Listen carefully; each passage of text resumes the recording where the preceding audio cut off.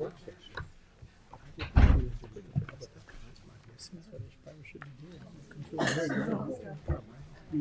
Next time around, that's true. I also asked Kristen why not, but maybe she's send it out.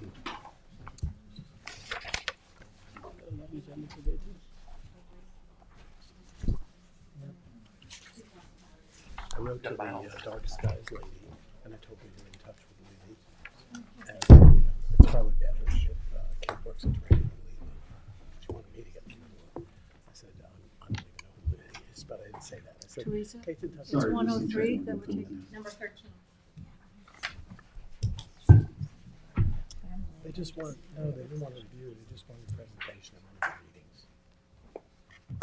About the planning board. I'm not able to do that.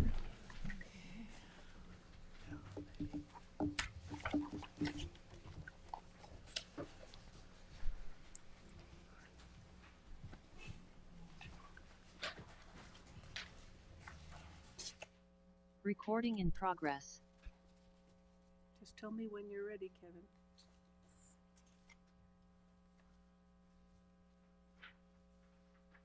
Recording in progress.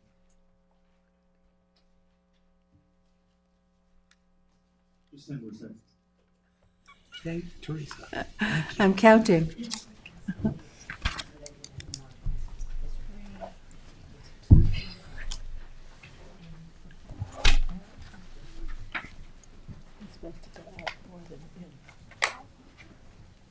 All right, we're ready. And a short grid. Okay.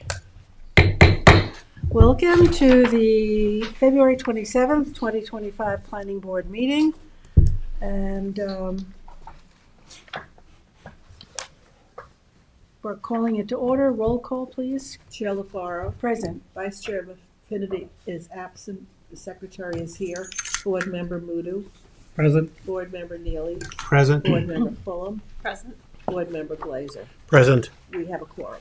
Thank you. Please join us for the Pledge of Allegiance. Pledge allegiance to the flag of the United States of America and to the republic for which it stands, one nation, under God, indivisible, with liberty and justice for all. Okay. Any minutes, Gloria? January 23rd. Okay, motion for that. Motion by Kate, second by George. All in favor? Opposed, abstention, 6 in favor, 1 absent. That's the minutes, and we are going to jump to item 13 and hear from the consultant on 103 County Road 39. So, It's Vince Carrazzo. He should be joining us via Zoom. He's from LK McLean Associates, and he's the consultant we hired to review the traffic report for the applicant. great, thank you. Coming on now. Okay. Okay, I think I've joined you. This is you. Okay, we can't see you, but we can hear you. Okay, let me see if I can get my camera to work. We're going out of This is order. not the map. Okay, I was gonna say, this is not me. This, you're doing. We're Montauk doing- Highway? We're at County Road 39. County Road 39. Hi, everybody. It says like my video can't be started because the host has stopped it, but I don't know that it's necessary particularly for me to have video. Can Unless you you, want. your audio is a bit muffled. Can you just increase the level? I'll try. Okay, now I have video. How's the how's the audio? If you can, better, but if you can increase it just a tad. Did you sign this? It seems to be at the highest. Let's see. I'll try. How's that? All right, we'll try to go with what we've got. So, I have it on the maximum. I have it on the maximum that I could go on my end. okay, so Mr. Corrado, and for the record, can you give us your name and affiliation for the Oh, record? yes, I'm please? sorry. Yeah, I didn't know it was my turn. My name is Vincent Corrado. I'm a professional engineer. I'm with with LK McLean Associates in Brookhaven. We were retained by the town of Southampton to review the traffic study that was submitted for this application. Thank you, and we have also, Carl, you want to give your name for the record? Carl Benacosta, 860 Montauk Highway, Waterville, New York, for the applicant. Thank you. Okay, so Teresa, do you want to guide this? Yeah, so as you are aware, when we had last reviewed the application, we still had significant questions regarding the traffic study that was provided by the applicant. And before we deemed the application complete, you wanted some, outside perspective from a professional, since the traffic engineering is beyond my capability. So we had put out a request and received a quote back from LK McLean Associates and Vin. And then we hired them, and then we provided them with a copy of the traffic study that was prepared by the applicant. And he prepared a report, or a memorandum rather, dated February 3rd, 2025.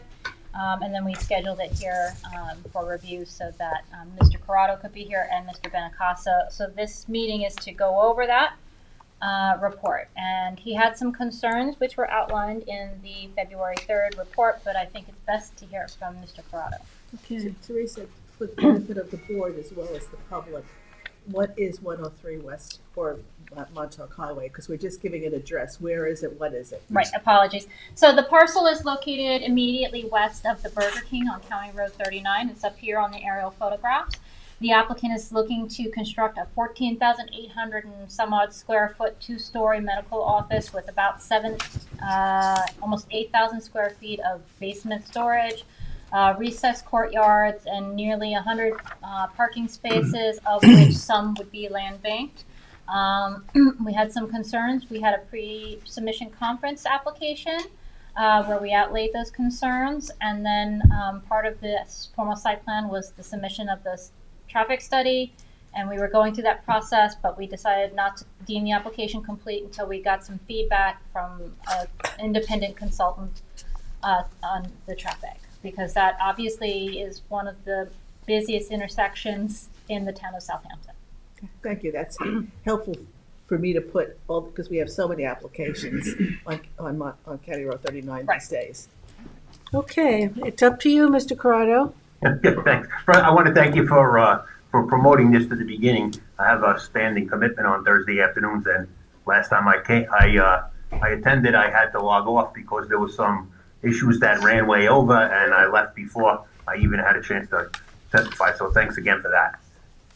So what I'll do, Teresa described the project, but the traffic study had two access plans, one with only access to County Road 39 and one with an alternative access to County Road 38. So I made comments based on both of those.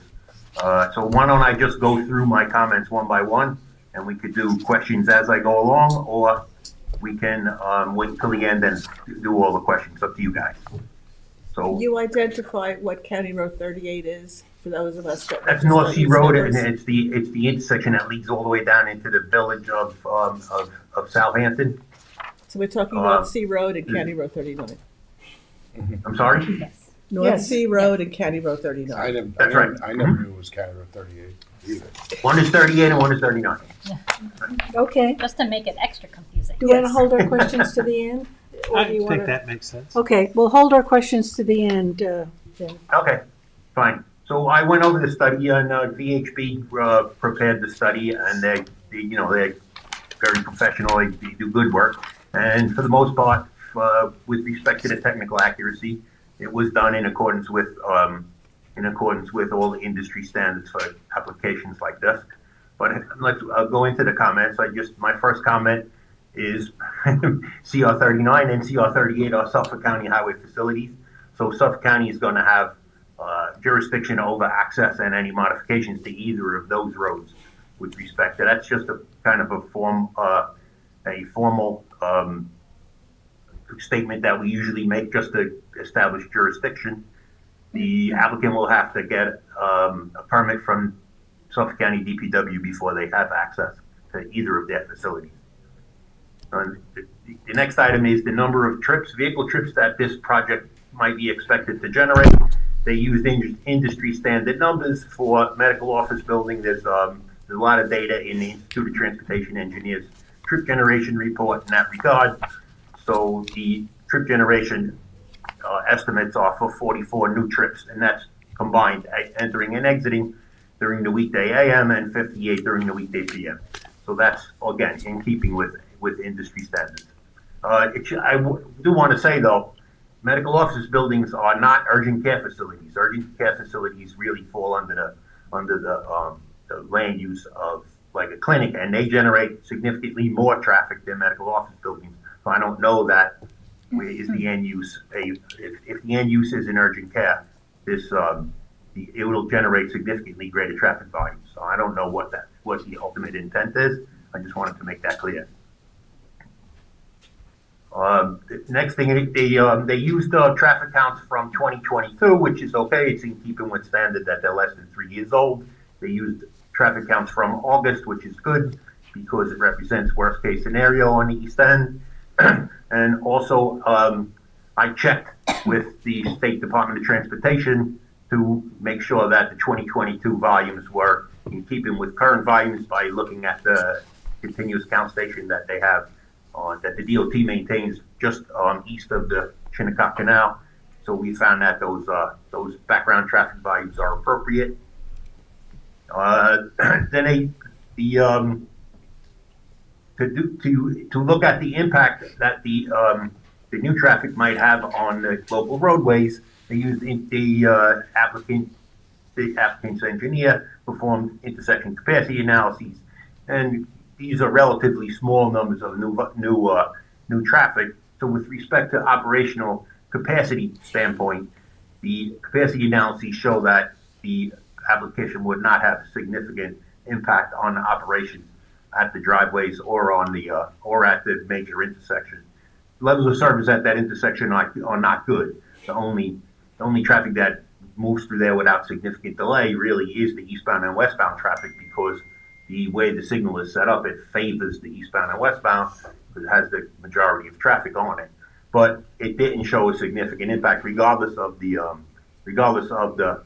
access plan, whichever access plan they chose to do. They analyzed both.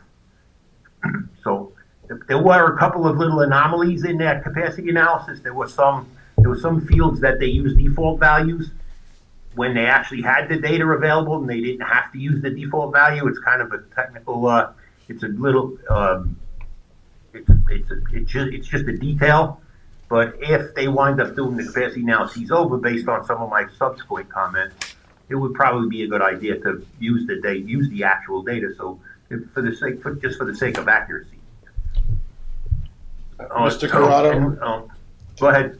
Would that change the analysis using the? It's not likely to change it significantly, a tiny bit. It's not. They weren't significant changes. Otherwise, I would have said, Yeah. to do it over and let's take another look. Yeah. Okay. But if they do wind up recomputing the capacity analyses based on some of these other comments, then it pays to be accurate. Okay. Right. So the next issue was that we looked at was the crashes in the area, and everybody who lives there and goes through there knows there's a relatively high number of crashes, both at the intersection and on the frontage along County Road 39. It's kind of common on Long Island. Long Island roadways do have a much higher crash experience than other locations in New York State. But one thing, and just based on a traffic volume standpoint, you wouldn't expect this small amount of new traffic to result in increased crashes. But we did note that between the intersection, the signalized intersection, and the Burger King driveway, there were a significant number of crashes, and a good portion of them were left turn and right angle crashes. And they are, in my estimation, they're related to the driveways along there, people forcing their way into taking gaps that are too short to make a left out of a driveway or into a driveway along there. There are a number of driveways along there that don't have turn restrictions on them. There's a Dunkin' Donuts there. I know the county required the Hampton Center across the street to have right turns in and out only.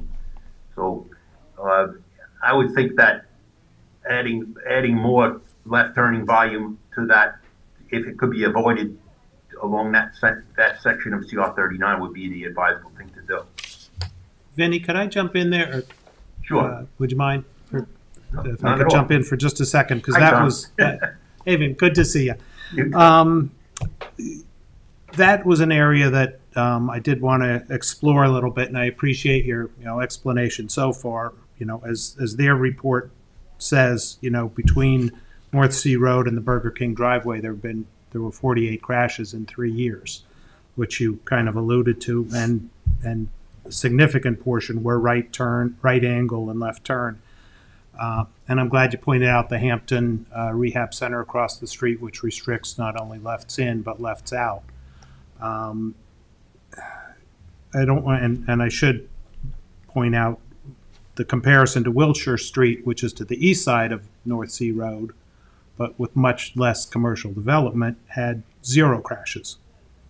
So I just wanted to kind of point that out a little bit, because I think one of the questions in my mind, I appreciate where I think you're going with this, is consideration of restriction on left turns out, but also consideration of restriction on left turns in. Because also one of the things, and I didn't see it clearly in your report, Burger King currently has a no lefts out restriction. And yet there were several left turn crashes there. So anyway, I just wanted to, maybe explore that thing of left turn restrictions in and out, if you would. Now, the left turn crashes at the Burger King driveway are probably left turns into the Burger King driveway. Because if it were a left turn out of the driveway, it would probably be coded as a right angle crash, because they would be hit by a vehicle that was eastbound or westbound and of course, Okay. the configuration of the Burger King driveway doesn't prevent you from making a left. The sign tells you not to.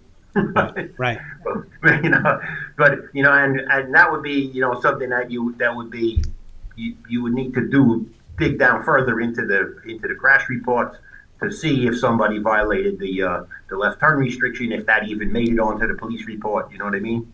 If you could look at the police report, you could see if a vehicle that was involved in a left turn or right angle crash that was coded as a left turn or right angle crash, in fact left that driveway and made a left out when it wasn't supposed to.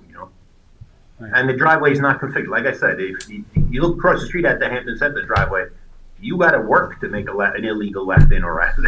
Right. There's a physical change in that driveway, or physical restriction. And that's really, if the county first of all approves access, which they likely will, and I would anticipate that they would probably want to have turn restrictions, at least restricting left turns out. I can't put words in their mouth, but just based on my experience with them, they would also want the driveway to be configured to physically prevent the left turns out the way it is across the street. Okay, thanks.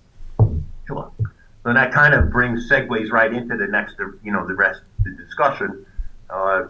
You pointed out, we've been talking about the Hampton Center. The Hampton Center, in order to make left, so, to go, leaving there to go west, you can go out onto County Road 30, onto North Sea Road, by going through the center and then make a left at the signal, right? So what I would recommend, if it's possible, and I don't know the status of that alternative access opposite Wilshire, but that would be the ideal access for this property.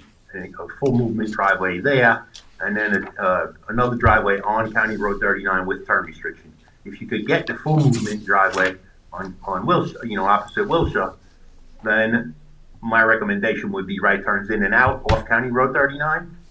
But if you can't, I don't know, like I said, I don't know the feasibility, I don't know the status of that. The application says it's under a separate application. If you can, then I would say that at the very least, the left turns out should be restricted, because it's really, two eastbound, two westbound lanes, and the two-way left turn lane that you have to traverse to make a left out to go east onto County Road 39. And, the crash experience shows what's going on there. People are getting hit, when they're building it. Now, again, we should go back to the crashes. These are the last 3 years, complete years that crashes were available. Crash records were available prior to COVID, because COVID messed everything up. But there is, post-COVID, we're getting close to 3 years, so it might be worthwhile taking an updated look at the crashes, at the most current crash data. Does anybody have an understanding of what the access to North Sea Road is? Because that's sort of, I don't think I've heard this before. So my understanding, based on my research, I have not yet been able to find a cross-access agreement for Burger King. However, we do have one over the Southampton Fire Department, which is just north of Burger King.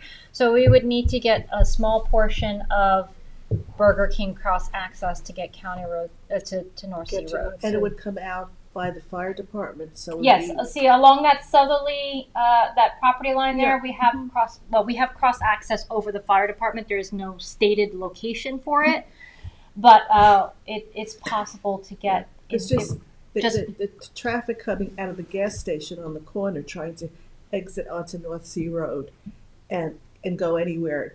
I mean, I almost never use that intersection because of the heavy traffic and the craziness of the cars trying to come out of the gas station and get over to the left lane so they can then go east. Right. On County Road 39. Well, I don't know about the gas station. I don't think we have any cross access Yeah. there. But right? but this that's would be why it at least a scoots little around. further north, so it gives a little more Right. wiggle room for maneuvering. But there's still, there's the Burger King is the open element there. Right. Yeah. But we do have cross-access. No, you I don't. cannot find it. I'm still looking for it. I have not seen it. But Why did it exist when we got the cross-access for the property to the east of that? I haven't been able to find anything. But I'll keep looking. I was surprised that you didn't have it. Yeah. too. We did. I feel like I remember. Oh, yeah. I mean, I'll keep looking through the records. I might. Yeah, I could have sworn I pulled the book. I feel like I had a picture across that, so maybe it wasn't recorded. Maybe it wasn't recorded. I'll look through the actual conditions of approval. But I didn't see a recorded easement. Okay. This is with respect to cross access across Burger King to go onto County Road 38 or to connect the two properties closer to County Road 39. But both of those things are included in the application. There's also a connection on the site plan between the Burger King property and this property just north of County Road 39. But it's only one direction. It's only from Burger King into this property. I kind of lost you when you were talking about the existence of an easement for access. Is that for the connection just inside the Burger King property, just north of County Road 39, or is that in relation to the proposed access out onto North Sea Road? What we're saying is that we believe that there had been a cross-access agreement or a requirement for the parcel over Burger King, which in theory should be both ingress and egress. But I haven't found any documentation to that effect. We definitely have the cross-access on the lot immediately north of the Burger King for both ingress and egress. Again, the small, very small missing pieces that Burger King traverse. Okay, and well, then, good, because that leads into this comment. The Burger King driveway does have a left turn restriction, but it doesn't have a physical left turn restriction. So if you allow cross access in both directions, and you deny left turn access, left turn egress to this application, to the medical office building, there's nothing really to stop people from going onto the Burger King property and using that driveway to turn left. Again, they would be doing it illegally, but the site plan shows only one direction. It only shows access from Burger King onto this property, which would be fine, except that people, then they would be stuck. They'd have to make a right out. So those would be the only people who would make that move. I mean, it still would be good to connect them, and especially if you got the connection up onto Wilshire, then the Burger King people could go. You could also use that to leave and go onto North Sea Road to make their left, and that would make everything safer. But again, that's I think that access to Wilshire is somewhat speculative. It was described in the traffic study as under separate application, so I don't really know what that means. Well, we're working on cross-access agreements throughout County Road 39 and 27 because that's the best way to reduce the impact on the roadway. Absolutely. I remember Ron Hill wrote the access management plan for the whole town. right? Many Ancient years ago, history. with done engineering, and combined access and cross access is the basic concept of access control and safety. And that also, that access manual talks about driveway spacing in there. That's also referenced in that document. Well, in this case, they are proposing the driveway as far to the west on their property as they can, which is good. Get it away from the intersection and away from these other driveways that are clearly misbehaving. You know? You're proposing, just say that again, that last point? You're proposing the driveway to the west. driveway to the west. Yeah, as far, it's the driveway to the current application is to the west. Yes. It's away from it, which is good. So, because there's less driveway density down there, and it gets it away from these very active driveways that are closer to the intersection. Perfect. Okay, are there any other points that you want to make, Mr. Corrado? I think not. I mean, I talked a little about the parking, and I know there's in the interest of minimizing asphalt and impermeable surface, I just put in this. I discussed that the ITE says that Institute of Transportation Engineers says that the parking that they're proposing, the constructed parking, 74 spaces, should be enough, should be more than enough, and actually, the ITE says 48 spaces would be adequate. So if you wanted to consider some more land bank parking, that would be a possibility. And then the rest of my comments are just with respect to medical office building. You might want to consider a few additional ADA spaces, not just the bare minimum, the accessible spaces, and make a positive comment with respect to them building sidewalk along the frontage. It's good, and I always ask for bike racks. So that's those are my comments. Okay, are there any other questions for Mr. Corrado? Can I ask, as you research the cross access across the Burger King, can you find out in the history whether there was any requirement about that driveway?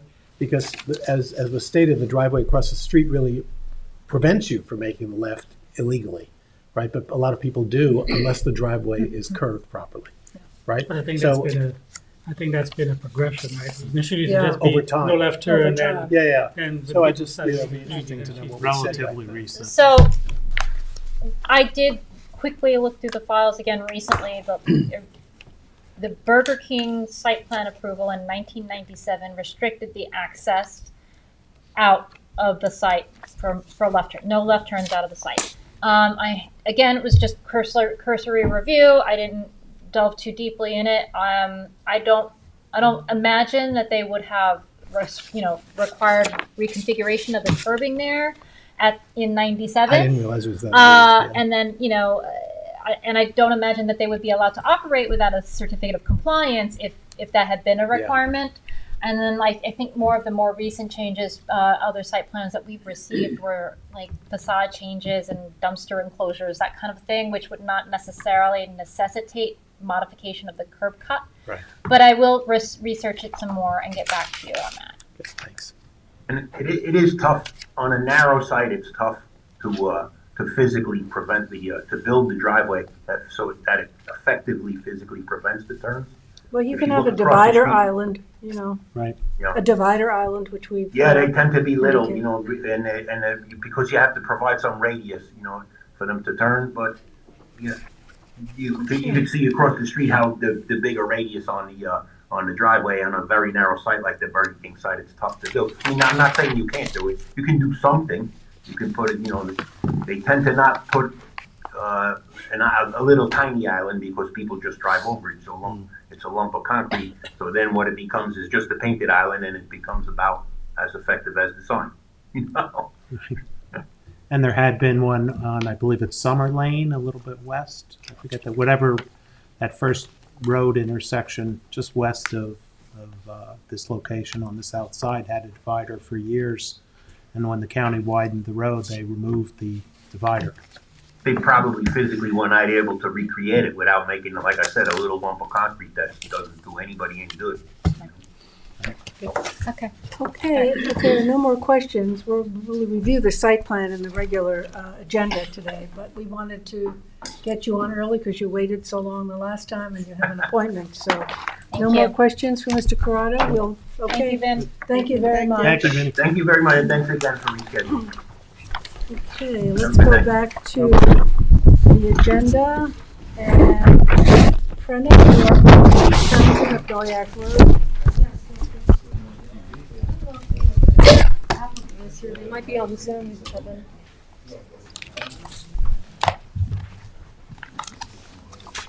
Which one was it? Number 1, Townsend of Noyak Road. Would be maybe someone named Maggie, or we have Maybe someone on Ashley. Zoom here? I don't know. We were gonna attend that last meeting. Okay, you see no one? Okay. It might not be in attendance. This is Townsend of Noyak, 4490 Noyak Road. It's a pre-application for a 2-lot subdivision. This is at the further end of Noyak as you get closer to Brick Hill. I have the draft before you. It was distributed at the last meeting, so we're under action deadline. Action deadline, okay. The parcel is 49,913 square feet in the R15 zoning district and New York State archaeological areas, sensor variance. The parcel's improved with a single-family residence, and it was cleared between September of 23 and March of 24, which you could see up on the aerial. Cleared for that house? Yes. Okay. Yes. Not Not any other clearing? And Property oh no, doesn't- yeah, just within the property. Is that what you mean? No. No, was it overcleared? Is this in the? No, is it's not in the APOD. The it's APOD not- is south of Brick Hill, so they're Okay. not in the APOD. I'm just noting that it was semi-recently cleared. Recently cleared. But A year where? ago. Up toward to the road? No, or down behind the existing house. Behind the and, existing, okay. Yeah. All right. As you get toward the cemetery. Okay. So where the proposed I lot see. 2 would be.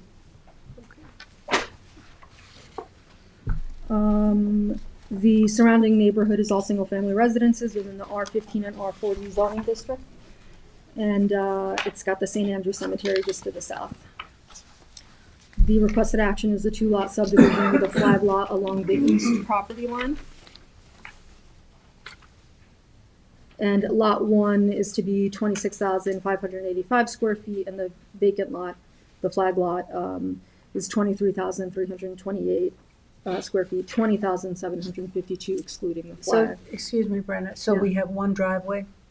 No, It's a flag lot? the driveway is, They're proposing two. They're proposing 2 on that yeah, road. the Existing driveway, and a new one. existing. Yeah, The existing one is sort of where all the trees are on that, yeah. I see it. northwest most It's a short portion. one, yeah. Yeah. It goes into their garage. They do have a garage at that end of the house that you have to turn into. I do have it as one of the recommendations to consider combining access, common access driveway rather. The cluster plan was waived when the application was deemed complete in November 21, 2024. Meets the criteria for a minor subdivision. Conforms with zoning as it conforms with, conforms with, it should say, oh yeah, the zoning conforms, it's within the R15 and the lots are slightly oversized. It is in groundwater management zone 4, which I wanted to note does require 20,000 minimum square feet. It's in the R15 zoning district. It conforms with the master plan as it conforms with zoning. Secret classification is type 2, pursuant to secret and the town code, so no further environmental review is required. Phase 1A and 1B will be required as it's an archaeological sensitive area. And it is not subject to Long Island Workforce Housing Act. Park requirement, since the proposed results in 1 new residence, park fee would satisfy that requirement as opposed to park land. The public comments, a hearing was held on January 9th of this year and closed with a 10-day written comment, and there were no public comments made or received during the time period. There were referrals sent out, and the response from conservation, they noted the clearing from last year. Was that a year ago? And the disturbance to, the important wooded watershed land for Lagoni Creek, which is just on the other side of Noyak, part of the Sag Harbor Cove. And they also state other environmental benefits having been lost. They're recommending offsetting the tree cutting by requiring a landscape drawing and additional native street trees. Not revegetation, just more street trees. There is one very mature tree close to what would be the second driveway. So I have it in the recommendations for adding it. They also recommend permeable, the driveway for the proposed lot to be permeable, and the existing asphalt driveway likewise be converted to a permeable surface. The DEC had a standard response noting the northern long-eared bat and a clearing window, otherwise a permit being required. And the county just had the comment saying that they have not received any application yet. The town engineer recommends a covenant requiring 3-inch drainage. That's And pretty standard these days. It is, yeah, it's all standard language.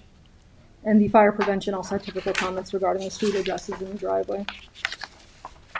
Town highway had no recommendations, and trails found no trail implications.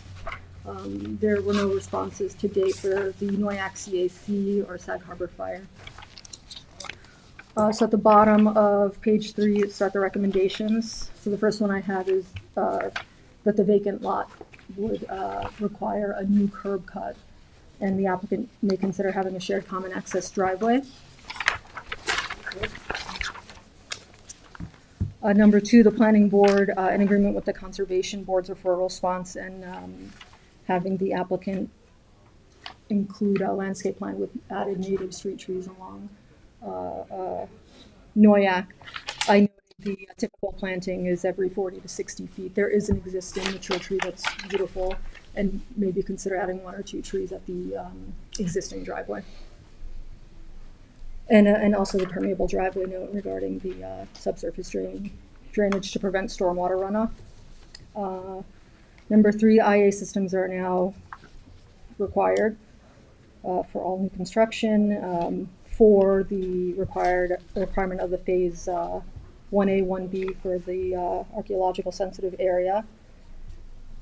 Compliance with the town engineer's response, compliance with the fire prevention response.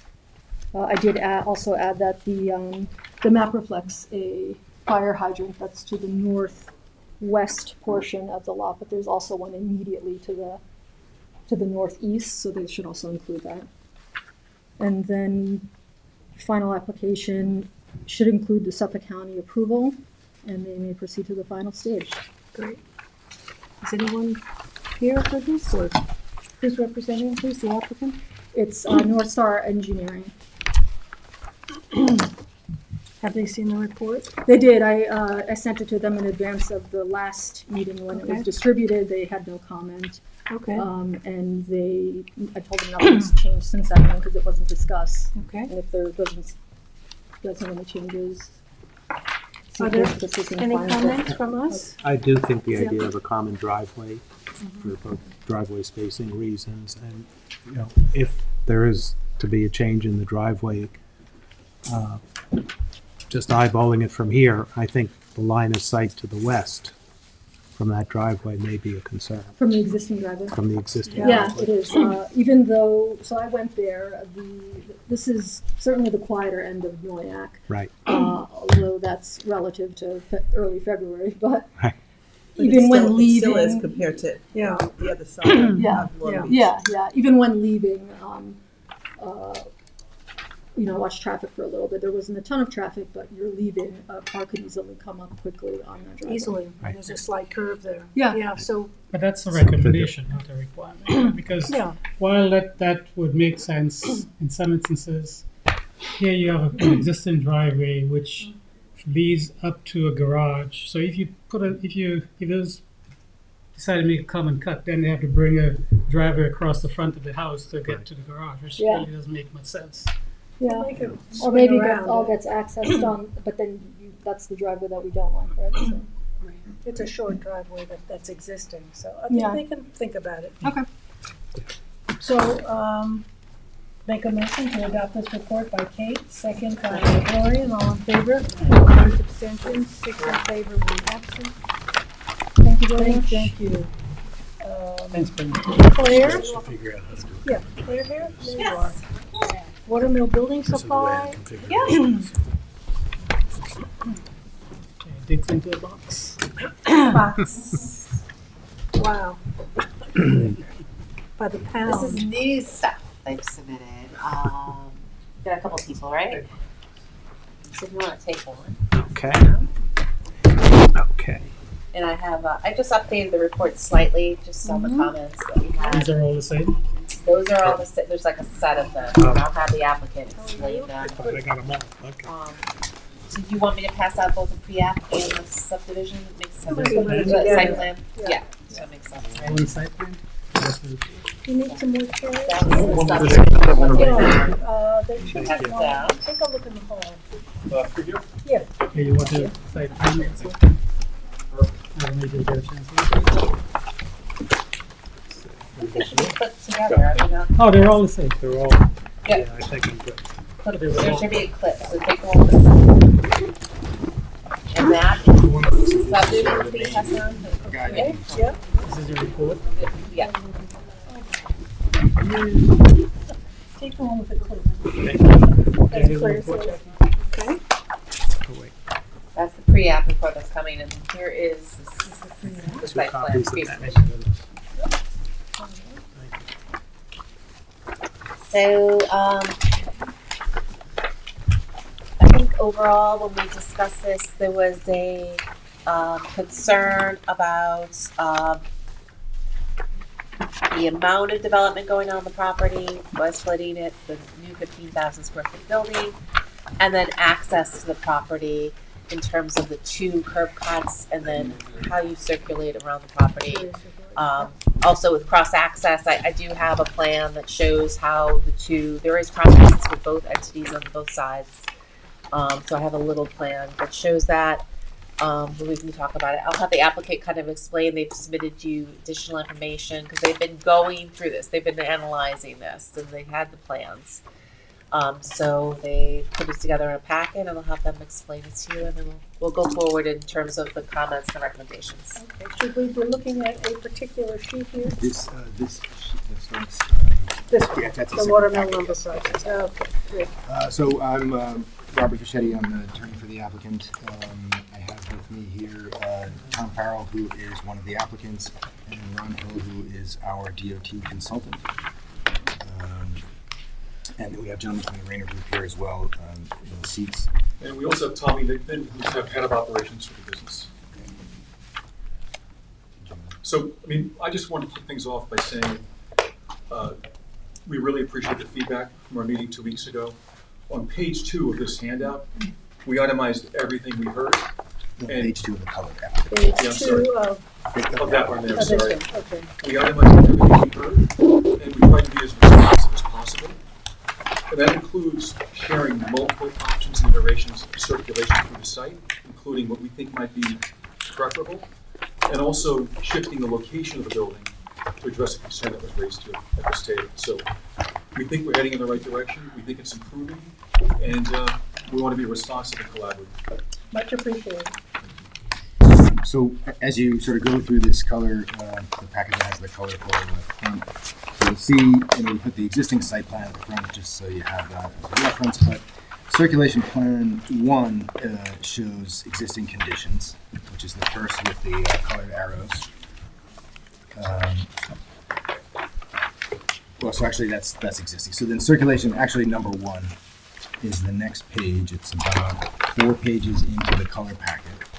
That's the circulation plan 1 on the bottom.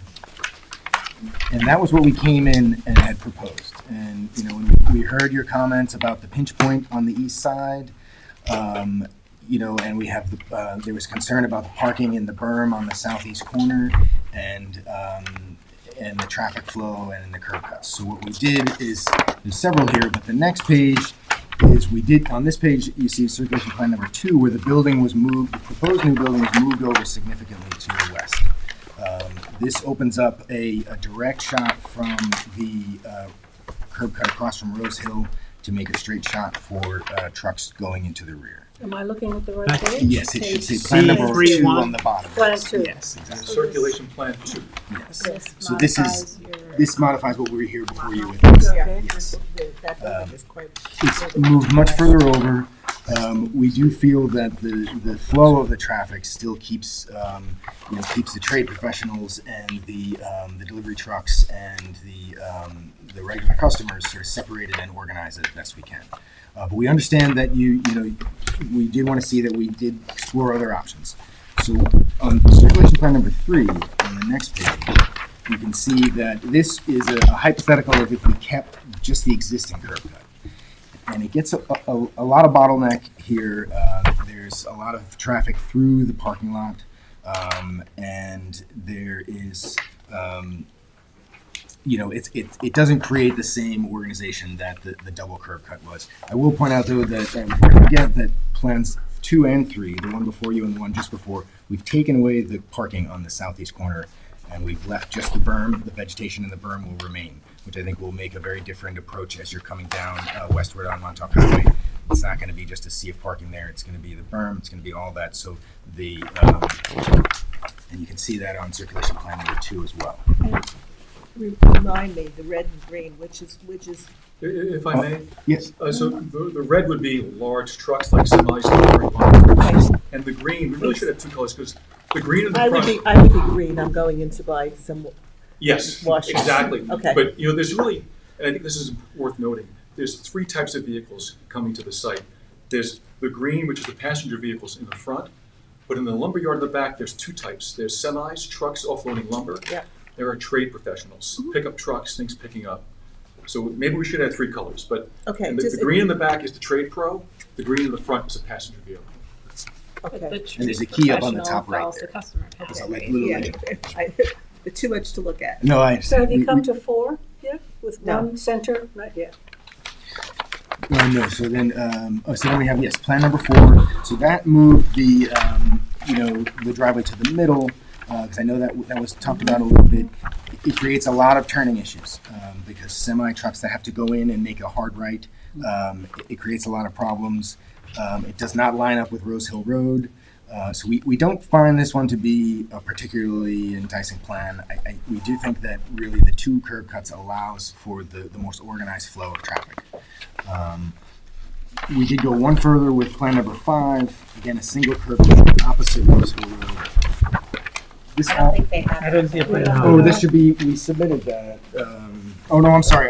This was, This was after, so they submitted this, I looked at it, and I knew that you had specifically recommended across, so I asked them to do another. sorry, we did this one last minute. And this, I can pass it around. You could just hold it up. So it is just the opposite of Rose Hill Road. Right. It still involves a lot of traffic through the parking lot. It creates a lot of turning issues. All the professionals can speak to that more here. We did want you to see that we had explored a lot of options. And after, we did consult early on with Mr. Hill. We didn't put anything into the DOT until after your referral was gone to them, but we were sort of prepared because we knew that there was a lot of information to juggle here.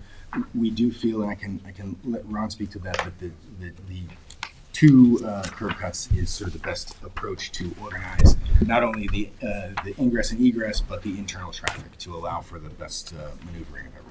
I know that you moved the building, have you changed the size? We haven't, but we will.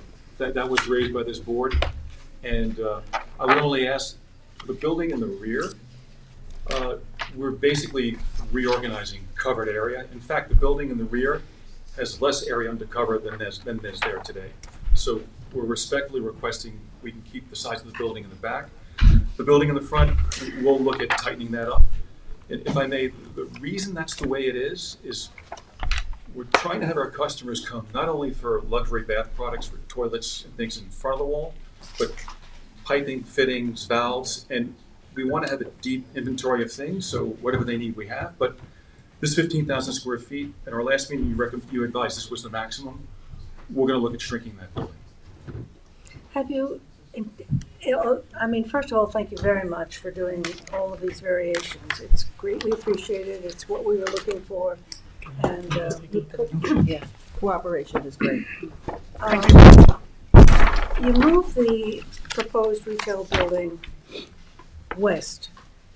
Was there, in any of your thinking, was there the possibility of turning the building so that it's the narrow side to the street, which would allow you to get more circulation on the east side? We did, it starts to create problems for that new rear lot line. And the fact that that rear lot line has to also be a certain setback off of this building, off the corner, it starts to create setback issues.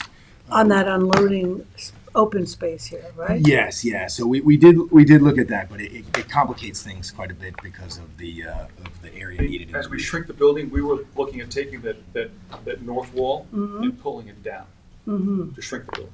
Right. That would Just to be help. clear, that back building on parcel 1, The big one, yeah. yes, because the building slid west, I think you have to come up to a mic. We can't capture you. I just want to be You can clear. stand, yeah. That building in the back slightly slid west because of that, to maintain that 50-foot setback off that new property line on parcel 2. Okay. I just wanted to. So Yeah. it took Yeah. some maneuvering to get the, to Yeah, move yep, everything. yep.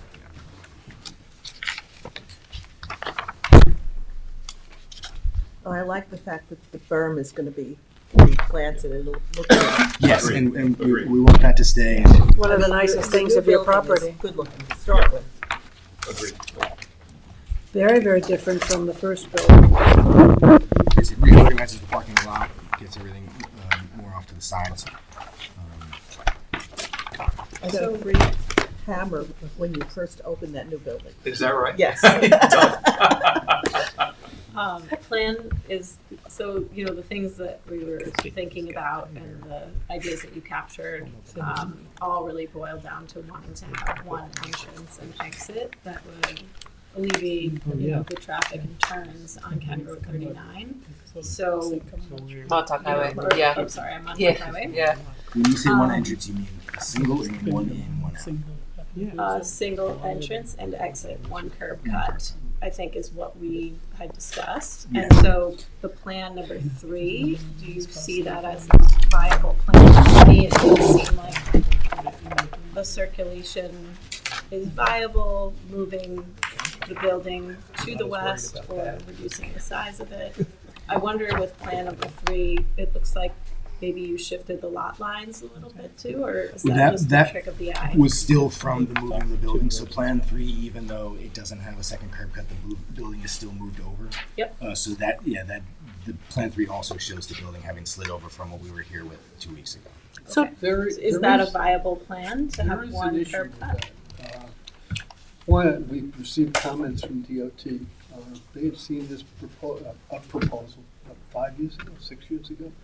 And their comment regarding that one driveway there on the west has been the same. They actually want us to move it to the west because it's so close to the adjacent property line. And typically, the radius they want entirely on your frontage. So we're gonna have to move that, 10, 15 feet to the east to accommodate the driveway? their issue. Because you're encroaching, right? Wasn't Yeah, that the the comment last encroaching meeting? on that. comes off to, yeah. I don't know that it actually encroaches on the adjacent property, but the way DOT defines a driveway is the total throat. We have to be out of their frontage. And we'll have to work with that. But that makes that driveway more difficult for big trucks to turn into and out of. Particularly if you're talking about a big truck coming in and going in front, and it's running past all the personal vehicles. Right, It but brings what it through the I'm parking. talking about is for plan number 3, you still do have the trucks going this way. So do you have a plan that shows the movement of the driveway to the east as you're indicating is Yeah, required? we just got those comments from I see. DOT. Okay. Well, but Plan 4 gives you a driveway, one driveway in the middle, and Plan 5 gives you Yeah, opposite Rose Hill. And the one in the middle, again, it drives all the trucks through some of the, that's probably worse because it drives them through all the trucks, through where the customer parking is. It doesn't line up Not with the Rose Hill. contract parking. Could I see the plan number 5? Yeah.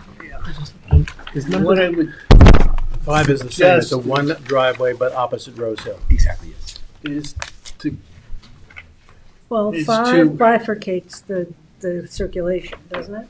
Looks Yes. like you have the trucks coming in the red, right? Yes. Circulating, and then you have retail people for the plumbing company, Yes. customer. We have concerns about the two-way traffic on the east side of the plumbing building. It seems like a lot to put into one area where there is the forced entrance and exit of not only trucks but I cars. agree, It it's seems- a tight throat, Yeah. you know. Whereas the plan number 2. two, has allows just for the sort of one-way traffic over there to help alleviate that tension. the driveway opposite Rose Hill Road, DOT prefers alignment with other driveways or other streets, so that's kind of where it needs to be. The driveway on the west, the existing driveway, movements could be restricted there because it's gonna be an odd driveway anyway. Probably the biggest trucks that, bringing in the lumber, bringing in the pump, are gonna be big trucks, and they're gonna need, probably make a right turn out.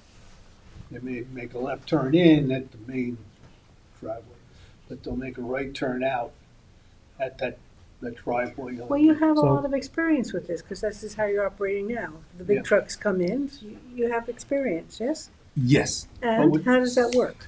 It's okay? But I think we're saying now we're gonna have to shift that further east. Gonna make it a little more Yeah, problematic. either way, that driveway has to be Narrow it or changed. just move it east? Narrow, make it No, we narrow? don't necessarily have to narrow, we definitely have to move it east. And then if we're gonna do restrictions, we probably wanna shape it, which we'll have to play with that, Is it put in cor- a channel. Yep, is it correct in assuming, if you have to move that driveway anyway, then the two viable plans, possible plans, the one driveway plan is probably 5, which allows you to go opposite Rose Hill, Yeah. and the other is Plan 2, which has 2 driveways, Yes. if you have to go that way. Yes. I think And those are the most. Those are the 2 that should be on the table, hopefully getting to 1, but you're saying 1 is creating too much traffic for the trucks. Yeah, 2 and 5 seem to have the least amount of difficulties. to Yeah, and that solves the DOT problem as well.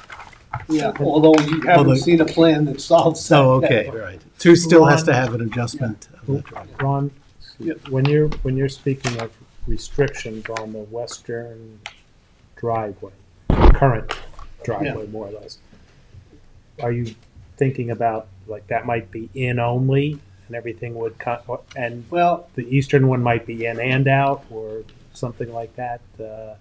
it certainly would be a right out. I don't see anything wrong with a right in. A left out is definitely a no-no. Right. A left in, I have less problems with that. Left in and right out. Well, sometimes those big trucks stay in the middle of the road so that they can get Well, in. you want to get them into the site.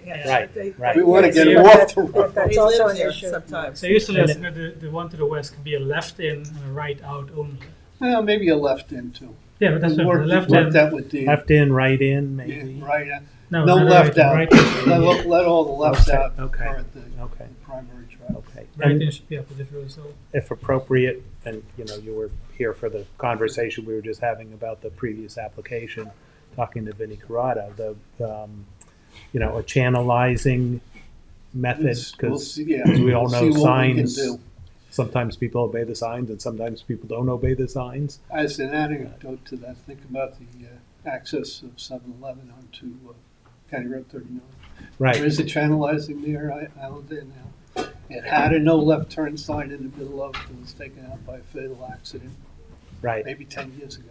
Right. And has never been Never replaced. was replaced. Yes. And I doubt if, with regard to left turn signs. Right. When they go up, they have to be ordinanced by the town board, not enforceable. Right, right, yeah, so, and if you could just speak for a minute, because at the last meeting, And Ron did author the adopted access management plan for the town for County Road 39, so he had a wealth of experience, and we've had a wealth of experience working with him. But when you did your latest traffic calculations for the new building, you had, I think the classification was The IT, home yeah, let me explain supply versus plumbing, and there was like a 70% reduction. If you could With a speak to small that. use like this, or a use that hasn't been, it frankly hasn't been studied, the small plumbing supply. Well, you may not consider it small. It's a fairly small use, it generates a small amount of traffic. It hasn't been studied and it's not included. So we look for the best fit. And the best fit to me seemed to be building materials and lumber. I think that use is more district, let's say, Riverhead Building Supply. Right. But it kind of fits the plumbing supply. An example locally is Ferguson, the old Blackman's. I think that's between 20 and 25,000 square feet. It's a bigger building with showroom in front, and the back is where most of the traffic is generated as contractors come in, pick up their stuff, or they supply and deliver. And that's, I think that's the kind of real use we have. When I looked at the building supply lumber store, I looked at AM, PM, of the traffic, which is 7 to 9 and 4 to 6. Both of those were kind of low. So I looked at peak hour of the generator, and I have some data from IT that says the peak hour of these stores is someplace between 9 and 2 in the afternoon. And the peak hour of the generator, Monday through Friday, is 43, 44 vehicles. It was based on 16 to 18 studies nationally. The Saturday volume was considerably higher, based on only 6 studies. But when I look at Riverhead Building as compared to Ferguson, Riverhead Building has all sorts of hardware. I go to Herrick's 4 or 5 times a month. I go to Riverhead Building twice a month. I go to Ferguson's once every 6 to 8 years with a toilet seat. My plumber goes there. I don't generally. I'll go to Revco and Electric. I'll pick up all sorts of stuff because I do my own electric. So I think in looking at it as a primarily contractor supplier, the weekday, Monday through Friday, I think is a better representation of what will go on a Saturday. And that was the rationale behind looking at that. As opposed to retail. What you're Yeah, saying. it's not Customer retail. Yeah, it's not customer. The thing is, it's not a hypothetical here because you have a business that operates in this way on the property. So it could be interesting to actually take the data of your transaction data from your POS and integrate that in. You know, I mean, Well, it's it- existing and it exists in the same way. It will exist in Individual the same way with transac- the plumbing. Right? Right, it's a You can, separate, I don't know, can you divide plumbing? well, it's No, a separate in fact, entity. I mean, you have it's go- separate doors. In fact, it's going to be slightly different, because right now, we offer mainly what we call front-of-the-wall product, you know, toilet bowls, bathtubs, things of this nature. And we want to give our clients and customers one-stop shopping for valves, fittings, and piping. So, and one of the reasons we kind of grew the new building to 15,000 square feet is we want to be one-stop shopping for our customers. So it's not exactly the same. But you are that on the lumber side already. Oh, the right? lumber is exactly the same. Yeah, I mean, I've shopped there. No, I'm just saying, inside that lumber building is where the bath and plumbing is today. We're gonna pluck it out of there, put it in the new building. And just- expand it. Right, but And if just you in total took, transparency, I want to make that clear. yeah, if you took the POS data from the existing operation and you could see how many transactions that you had, that's the number of trips, right? Not And necessarily. apply that to. And with traffic, we tend to count just the getting out volume. If we really wanted to do a study on this, which I don't think is necessary, but if we did, the better thing to do would be to use the ITE data for this, which you're doing some stuff that isn't ITE, but when it's done, your lumberyard building and the back of that will be more typical of, if they were to build it. The new portion will be more typical of Ferguson's. And the ITE way to do it would be to actually see what's going on in Ferguson's and say, that's the new traffic. So, separate question, with Plan 2 and 5, which seems to be the ones we're zooming in on, the lot is, the lot line on the west side is moved to the west, correct? Yes. Okay, so it changes the size of the lots. Do you have any other issues that would be triggered if those plans were pursued? I mean, we need to go to the zoning board either way for the building Okay. size, but it doesn't create like lot coverage, just that 15,000 square And then foot. no setback issues? No, we kept it so that it meets the setbacks. Okay. It's just the Do building that's you, moving do you over. have, Yes, we have to move us. We have to take on a pretty decent expense of move. There's a septic system between the buildings now, so we'll move that out. can we talk circulation a little Yes. bit? Yes. So I'm looking at 2, and I'm looking at the red lines, which are the semi-trucks, okay? And you have those trucks going onto the new lot that you're creating. So is it your intention to create some kind of an access agreement, easement with Yes, that there has to property? be some share. We want the properties to be, separate enough as possible. But when being realistic, we understand that in order to make a realistic flow of traffic, there has to be some shared use. So, if way down the line they are, separately operated, they'll, will be an organized use and it'll be just sort of limited to that traffic flow. But we didn't see there was a way to have them totally operate independently. Okay, so maybe you can walk me through this. So I'm a truck coming in with a delivery, right, of lumber. I go north, I go around, and I dump it here, and then it's moved into the shed? If I may, Yeah, Tommy, he's head of operations, he can explain this. good. I don't know what you, I don't know what you were Okay, pointing at. so I'm just going through a circulation Yep. scenario, right? So the truck comes in loaded with lumber, right? Goes north, comes around. Does it dump it here in this lot, No, or it does would- it go No, you through gotta the follow shed? Jackie, I think you gotta follow Yeah, the arrows and the red It would line. dump in between proposed storage building and existing retail building. But I don't think they're entering on the west, though. They're entering on They're entering here, Make a right. coming around, So I think on right? this one they're entering on Going both. here. They can enter on either. Oh, okay. Oh, I And see. then exiting, going around it that way. Does that answer your question? No. So they would offload. There's 2 places they could offload. In between Here, what- those 2 buildings. You have it there? I'll draw. Just hold it, It's just not hold it just- up. Hold it up and go through a, These are smaller though, you might wanna use a here, larger here's one. this one. And walk us, this is Plan 2. Yep. Walk us through the circulation. No, you don't have to mark it, just hold it up and tell us. Depending on which side they come in, either right here. Well, they come in now from the western portion. Well, From the this west. shows they can enter on either side. So No, current not the big trucks, right? no the big trucks can. You see the red on both sides. Oh, they do. Yeah. So either right here if they come in this way, Yeah, or behind the building if they come in this way to offload to offload. So they never go into the shed. No, That's just the no. the The shed It's is a storage. for the No, trade it's the trade contractors drive through to load up Okay. lumber and things like that. Are- Not the ones that are delivering to the site. Okay. The ones And that are you taking. fork But the lift it trade in. contractors are also using the red or not? No, the trade contractors are they're looped in with the green. They're the The green. trade, Yeah. the trade contractors and you and I are all green. Okay.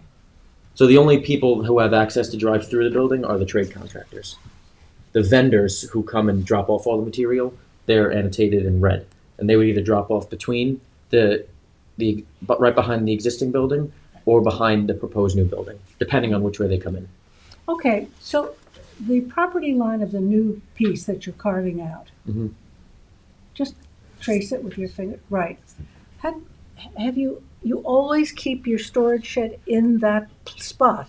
You've never considered moving it at all to the east so that your trucks can Are you I talking mean, about this building? Yeah. Oh, moving it to the east? Yeah, that's all your space, right? Because you have a large piece there. But right now, the way all the structures are back here, they almost span the entire property because it's like 6 or 7 different structures spread out. I know. But that's not the way it's gonna be. Like you're building a new building, Yep. one piece. My question is, have you ever thought about moving it, that big building, to the west? I think the issue was, and Vinny, correct me if I'm wrong, was the setbacks. If we moved it too far this way, because of this new property line. Well, Is that the property line? Yes, on the new lot, this is the property line. I think the issue with bringing it further east was the 25-foot setback to the property line. Mm-hmm. You also have, if you have a plumbing truck coming in, Jackie, you'd go up this way past the building. That plumbing truck's gonna go like this and then back up into this area to semi-trailer Yeah. offloading. So they need that circulation Yeah, here. they need that area. Yep. Was only a thought because it's always been in that place. So you've been so creative about redesigning the buildings. Yeah, even the empty spaces, even though they look empty, they're important to the traffic flow. Right. Yeah. It's a very, I think, a very tricky circulation Yes. That's why situation. I have Tom here. Plus, Yeah, it's a plus the very lot tricky- lines define exactly what you can do. That's- Correct. yeah, That's limiting. Yep. But number 5 seems viable if you reduce the size of the building slightly on lot 2. And then, I don't know what Tom thinks about this, but you could have like a triggered signal at Rose Hill and Montauk Highway. That Traffic if- signal? Like, I don't know, somebody. Excuse me, I pick myself up off the floor. Yeah. Okay, all right, fine. No more signal. But, Here comes Mr. Hill back. yeah. I'm sorry, Kate, I didn't mean to, and Thank you. I'd like to hear your whole Thanks. thought, but Thank you. I mean, to me, you've got the interior circulation issues, which, are obviously concerned for the whole board. To me, the real issue, whether it's one driveway or 2, are the left turn issue. Left's in and left's out, with left be out perhaps being the greater of those Left's two. out It's- For 2 reasons. They're One, both- safety, which I know we all instinctively know, and Ron knows the left turns are always a more less safe maneuver. Also, frankly, and I see it with your trucks, and I see it with lots of people's trucks and cars. You get yourself out there, and you're blocking the westbound traffic. Often. And for every minute, Mhm. again, learned this from some very smart traffic engineers. Every 1 minute you block traffic, you back it up for 5 minutes. Yeah. So when a truck or passenger vehicle blocks that road for 30 seconds or a minute, you've just backed all that westbound traffic up again. So, I think whether it's controlling the one driveway or the 2 driveways, trying to do something to minimize the lefts out, control those, is to me, a major concern. Can we, Yeah, there is another issue with the single driveway opposite Rose Hill Road.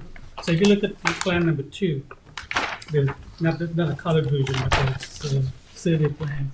So they have designated 3 areas of cross-access, to allow traffic to go from one lot to the next. the circulation? No, just where the circulation line crosses the property boundaries, they've designated those small hatched areas. Not this one. Go back to the front, page 2. This is Very just front. plan 2. No, very Oh. front. Maybe those these plans. Well, these are the technical plans here. These Those. plans. Go to Oh. page 2 of this. My hands are getting dry. I do, George. So it's the other technical plans, not the binded plans, but the plans. Yeah, here we go. Give me one more. One more? Oh no, here. So there's the 3 cross-access areas that you designated, right? Yeah, one Where here. the traffic circulation lines cross the property boundaries. So you've designated Yeah. them here, here, and here. And those are the only cross-access areas you have to allow circulation from one property to the next. Just between our 2 properties. Between your properties. Yeah. Yes, yes. If you went to a single driveway, which there's advantages there, but then you really,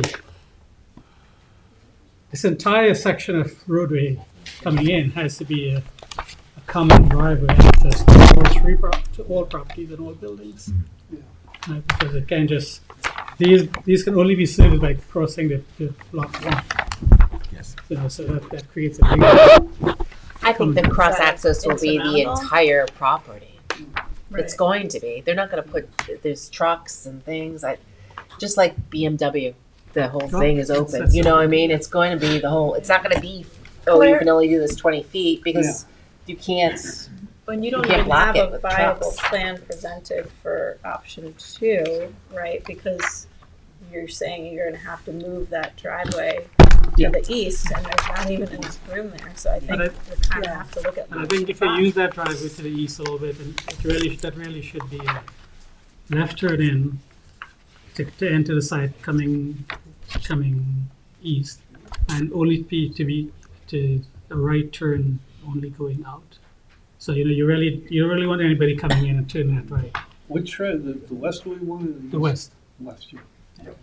Yeah, I think our feeling is if, the two curb cuts, while we understand there are some problems to it, I think we would definitely like to explore those limitations on the things, so that way there's not, and I'm not the professional on this, but a single curb cut with all of the trucks going in and out, it seems like it's a lot of activity in one spot, whereas even if we move the westerly curb cut over 15 feet, there's a pretty good stretch, especially if larger trucks are able to move in quickly, they're not holding it up, there shouldn't be a real buildup of cars there, and it does allow, them not to all be concentrated going in and out of this one small stretch. Have you ever taken a left out of there?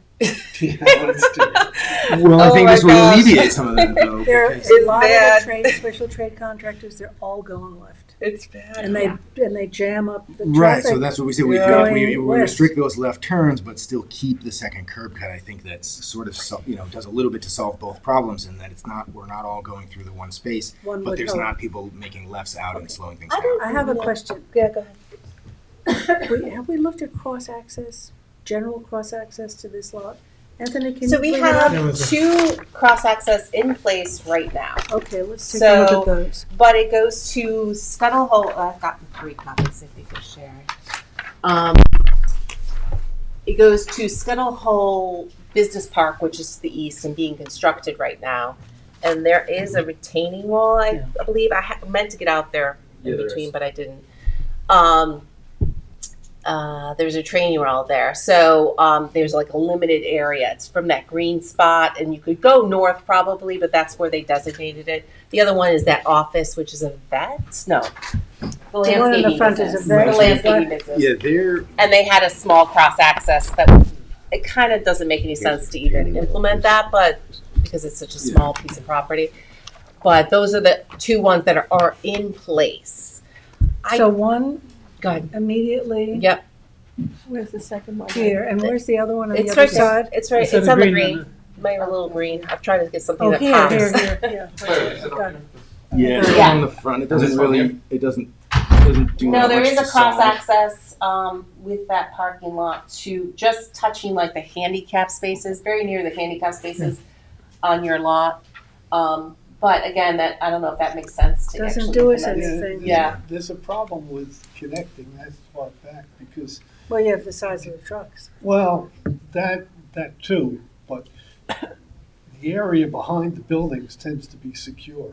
If you look at any of these things. So like at night, most Revco. lumberyards lock I up. definitely understand that, but some of this project is to put stuff inside, right? I mean, I don't know anything about the outdoor storage that's going to happen on There's the still property. going to be a lot outside. Well, that I don't have a handle on yet either, so that's another question I have for the board. So we need to kind of get a handle on that.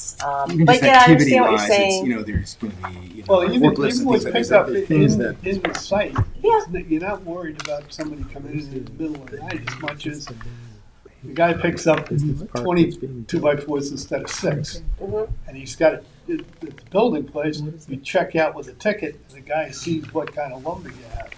So you can't. Otherwise, you got to put another gate and another person. there's a out. guard booth at the front to to make Yeah, sure I that mean, you're. that's Yeah, so your we own need an internal explanation security of how that systems, operates. Can I just suggest, I know it's Yeah. been, We have to we've go on. already Yeah. talked for Yeah. a bit, and it's a good, I mean, this needs a lot of time. I can update all of this for you.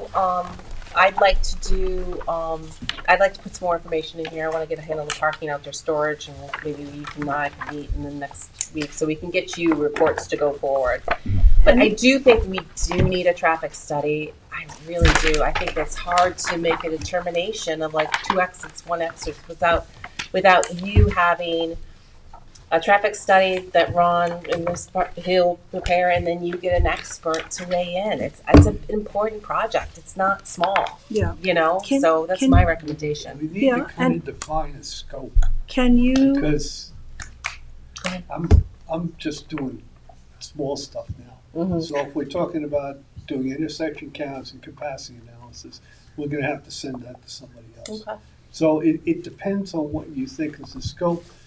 You can talk to Vinnie about that. Tom, what do you think?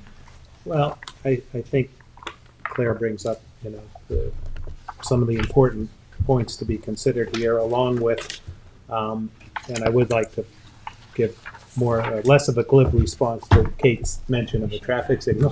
Sorry. Well, I can respond to that. I'll tell you, it isn't gonna happen. Kind of determination would be made by the state DOT. That's generally how a process on a state highway, they would review the application. They would say to the developer, we think, and advise us, we think a traffic signal needs to be placed here. So that would really be the determination of the state. We would have to do a warrant study, and frankly, while our clients help for a successful product, there have been there's no way it's going to generate enough traffic. Residents, I tend to agree with you, but also residents have requested the idea of traffic signals at several intersections between County Road 39 and Bridgehampton. Those requests are coming forward. We heard them as part of our traffic task force work. I do believe the town is going to be asking for the state to do a corridor study of this whole area. I can't speak for the town board, but been involved in a number of conversations about it and with the Watermill CAC. So I think there will be some action, perhaps at the state level, which may dovetail with, certainly they would take a look at this application as part of, whatever work they might do. But back to your point, I think it might be important. If it would all be possible, it's just a request from me. Ron is very familiar with our project. If there were a way to establish a scope that was acceptable to the board, but to have Ron do the work, we would really appreciate that. I just don't. I feel like from your discussion, the board members, it's beyond my expertise. It's beyond my expertise. It's like I can't say what a 2 or 1 and how much traffic. I just know that it's a parking lot in the summer, and if it's not, they're speeding by you, and you cannot get out of the site. Yeah. You can't take a right out of the site. Yeah. So let's continue to look at it. And it's not just your site. And it's also let us Deerfield know Road, it's all these streets. Yeah. what percentage of reduction of the building you're thinking about. It's going from 15 down to 13. I don't know. You know. Something of that magnitude. Okay. So let us know that, because that might be we can shift something or move something. I mean, it's an open site now, so we have an opportunity to move the monopoly pieces around and make it the best that we can for the town and for you. Thank you. So what should we do, Claire? I'm going to get the report. I'm going to put all your comments in a report. Okay. Now we have their information, how they Right. got here, which is good. Mhm. And put some of the things aside. There's 2 and 5 to consider right now, right? Yeah, Which yeah. is great.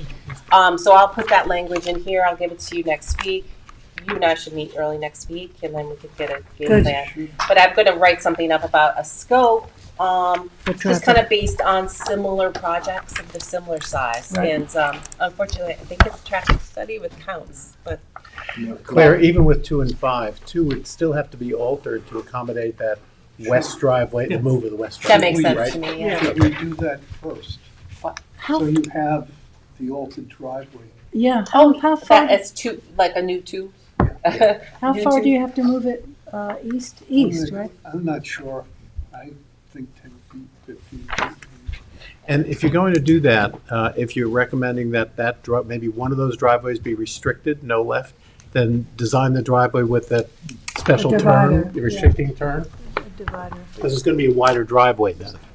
And then we should try and run some auto turn through it. Some tests. Yeah, see how the For the truck's semi-truck. larger. So just to, not to push it all, but just to be clear, so the board is not comfortable with, you feel like more information needs to be put into the reports before you're ready to adopt them? We have to digest it, look at it. And I want to put this in, you provided some alternate, planning board prefers 2 and 5. And let's look at those. And then traffic, I think And the there's. traffic And study so- could be based on those two. So, and 2 ingredients that we need, the size of the reduction of the building and how you're gonna move that driveway, because that's important. Even if any traffic person looking at it. Thank you very much. Thank you, we appreciate the feedback. Yeah, we appreciate you working with us, because It will that's, be good when it's done. Without a doubt. yeah, Thank you. thank you. Thank you very much. So there's no action. Yeah, but it's pre-submission and Okay, I pre-app. just wanted to make sure we don't miss. There's no There's something the punishment. board had to do. I just didn't It's want not to like miss you that. can then go and file something. Oh, You still need to be, okay. so it's fine, yeah. Thank you so much. Thank you. So Claire, the next one is a releasing of a maintenance bond, number 3, Yes. post fields. Post field, so it's a subdivision, we have a maintenance bond for roads, everything is in order. Tom has signed off on it, the amount is $157,694. And I just list in this all the requirements you need before he submits for the town board to accept the road. It's pro forma, okay? So can I have a motion? Motion by Kate, second by Gloria, and all in favor? Opposed, abstention, 6 in favor, 1 absent. Great, thank you. Anthony, Phillips Avenue, George. Just a reminder to the board, this is South Phillips Avenue. It's, you can see just south of Montauk Highway. It sits adjacent to the residentially zoned portion of the Spion Commons property. The application is for just 4 lots. So it's abutting the open space Well, of it's abutting the open space reserved area of the commercial development. that development. That's why you'll see when we did this plan, we put buffers, a 25-foot buffer in the rear of the properties, and then a 25-foot buffer along the southern portion, and we left the northern portion open. There's nothing really there. It's open space. It's open space, and we have a common driveway serving all 4 lots. Anthony, we didn't do a cluster on this, right? We did not do a cluster. We waived a cluster, or we just never did it? No. We waived it. Okay, you want to go through the report? Sure. So I have the resolution here. This is for a final conditional approval. We can go to the findings. This was a type 2 action under SECRA, so no further review is required, but it is New York State archaeological sensitive area, and they did do a study in 2020, which didn't find anything. The PRD plan was not required in this case. It wasn't existing to existing open space. However, in the interest of maintaining buffers and woodlands, we did provide some buffers, 25 feet on the eastern and southern property boundaries. Back here and along here. The zoning board had to grant relief for this project. And you can see I listed them out. It was mostly for lot width on the lots. This happens a lot with some of these lots when you start doing this. So they were successful with the zoning board. That's probably what held up the application. The Suffolk County Health Department approved this in February of 2024, and it's subject to their covenants and restrictions.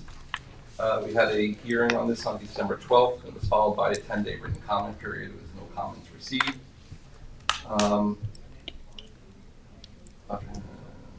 Number 6 is a mistake from previous. Number 7 just talks about the yield, and this obviously was established with some relief from the zoning board, but not the lot area. The 1.5 times requirement for the flag lots. the zoning board granted the relief for the lots, so we're sort of stuck with, but the lots more than conform to zoning, I think are very consistent then with the pattern of development in the neighborhood. In this case, we're not requiring an on-site park, so and it's for 3 lots. They had a CO for the existing house, so it's for 3 lots at $12,082.45 per lot, so a total of $36,247.35. Lots 2 and 4, subject to the 25-foot buffer along the easterly property boundary, and then lots 3 and 4 are subject to the 25-foot buffer along the southern property boundary. The map is in agreement with the pre-app report from 2020, and the 4-lot subdivision is not subject to the Long Island Workforce Housing Act. The next one here is the memorandum from the engineer. He approved the common driveway plan, so I'm just going to put that in here with the date of memo. The Trails Advisor, not Trails, the Landmarks and Historic District Board gave a very, very thick, detailed description of the existing house from 1925, and it's actually a really interesting read. It's still in the same family. There's some connection there. But you go through a very, very long history, so all they were recommending is that the existing dwelling be retained, because of any number of reasons. And it says any application for construction and demolition should be referred to landmarks. That is the case. It's flagged in the system, so before they can do anything from building, they have to go to landmarks. The Conservation Board provided comments, so we know that it's in the bat, long-eared bat. The environment talks about the importance of the natural vegetation on the site, and then they recommend clearing restrictions for the property. We get this a lot. We do it where we can, and it becomes very difficult on some of these lots. As it is, we have the buffers, which we got. When we start imposing covenants, clearing that are not within the aquifer, because what happens is they go to the building department and they don't have the aquifer protection overlay district. That's the first thing to stop them, from clearing. It's by covenant. So we do it where we can. I just don't know that I would recommend clearing restrictions in this case. But that's going to be at the board's discretion. Can we talk about that a little bit? Sure. Fully wooded site. And I know we're putting buffers in, but do we know where these houses are going? Do we have a site plan? Yes, but we don't. They're just based on the conforming building envelopes. We don't look at location of buildings and siting like that, unless you require a site plan.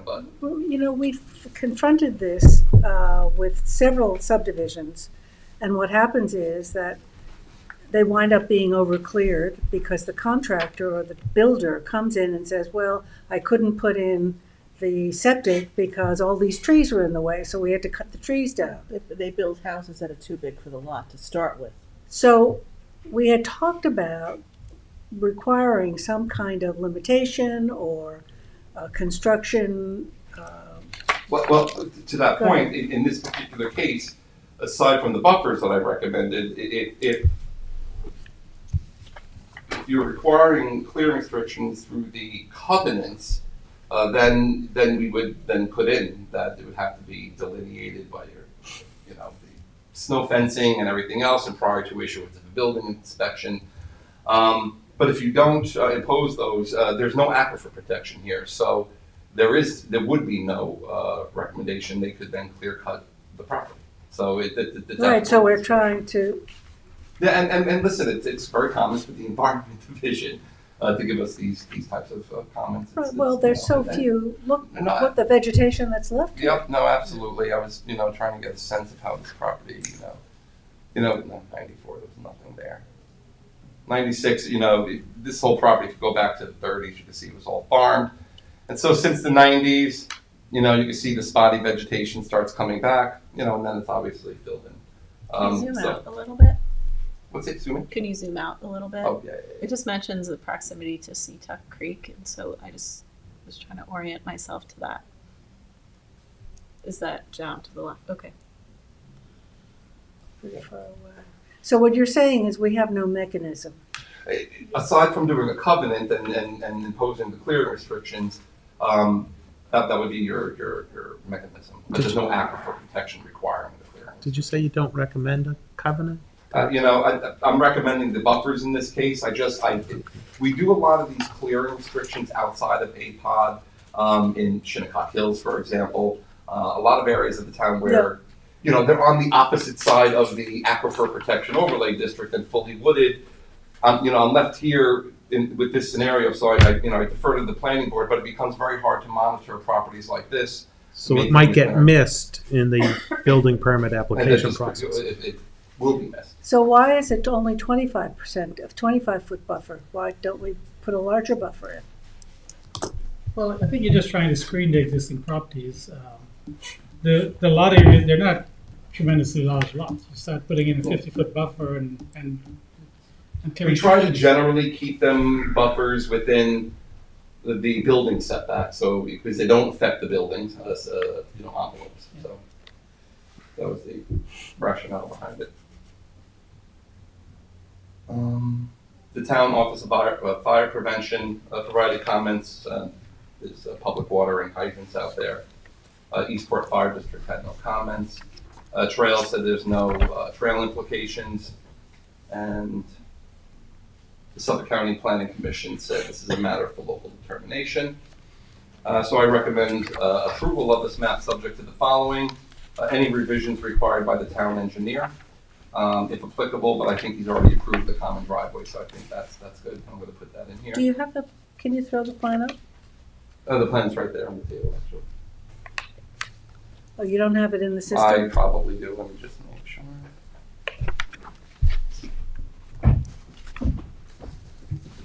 Sadly, it's show and tell.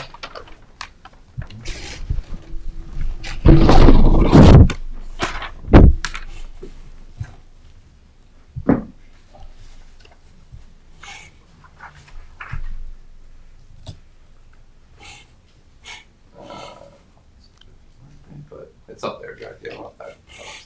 It does. This one doesn't show the buffers, by the way. That's an older Right. map. So you can see the 25-foot buffer is consistent with the building setback. So I think that's what the logic has been, that it stays outside of the building envelope.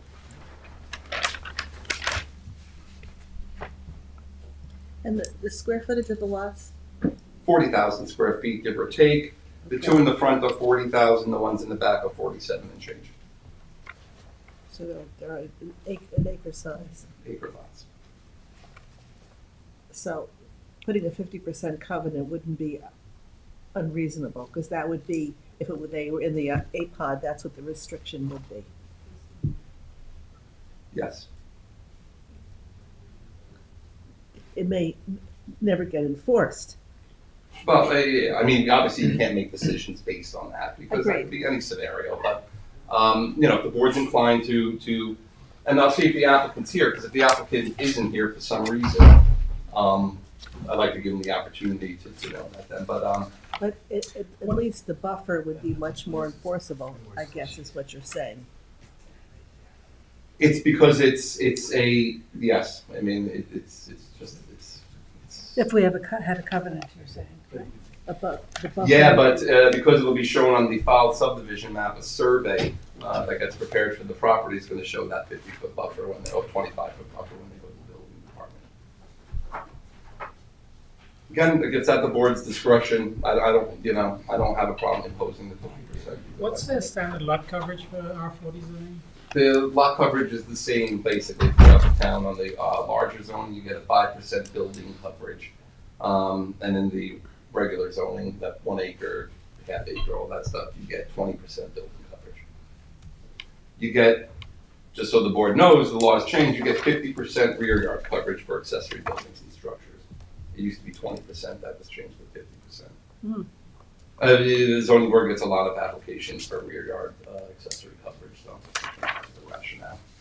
But I don't necessarily have an issue with imposing 50%, but I do defer to the board on this one because it's, I love protecting trees, so if the board's inclined to impose a 50% restriction, the rationale being consistent with what the APOD, understanding it's not in the APOD, and it would just be that we're, And we have the concern of sequestration of carbon, which could be if we had a code in the non-APOD areas, that could be the reason, as opposed to in the APOD, it's water protection. Right. But we don't have that code. Well, And I what would you're saying support, is the 25-foot buffer is something that would normally be in place anyway when they go for a building permit. You should need a buffer between No, the what I'm lots. saying is because it's gonna be on the filed subdivision map, on the map as a buffer, a survey that gets prepared for the individual lots will show that buffer. So when it gets to the building department for a building permit, that buffer will be on there. I got it. Yeah. so the 50% would be 50% clearing only, right? Be 50% clearing only, and we could hope On each that- lot.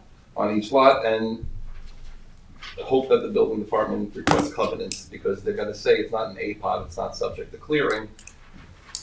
And hope And that then- the covenants, and then so, The 50% that you're now allowed to clear would include the buffers as well, right? The buffers would be counted Yes. towards that? Yes, Yes. yeah. Of course. So, there's not a GIS layer for covenants or like a note, a flag that could be added to? You know, there's lots of, I mean, because they're, like, building department puts flags or looks at flags all the time in yeah, GIS. yeah, I so mean, can when the you map gets add filed, that layer?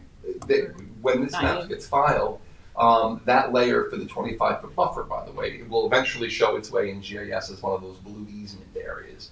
But no, I mean, yes, there are some flags. I don't know how, you know, the question is imposing a 50% clearing limitation on these lots, but they're, you know, for a covenant, it's not in the aquifer protection overlay district, so.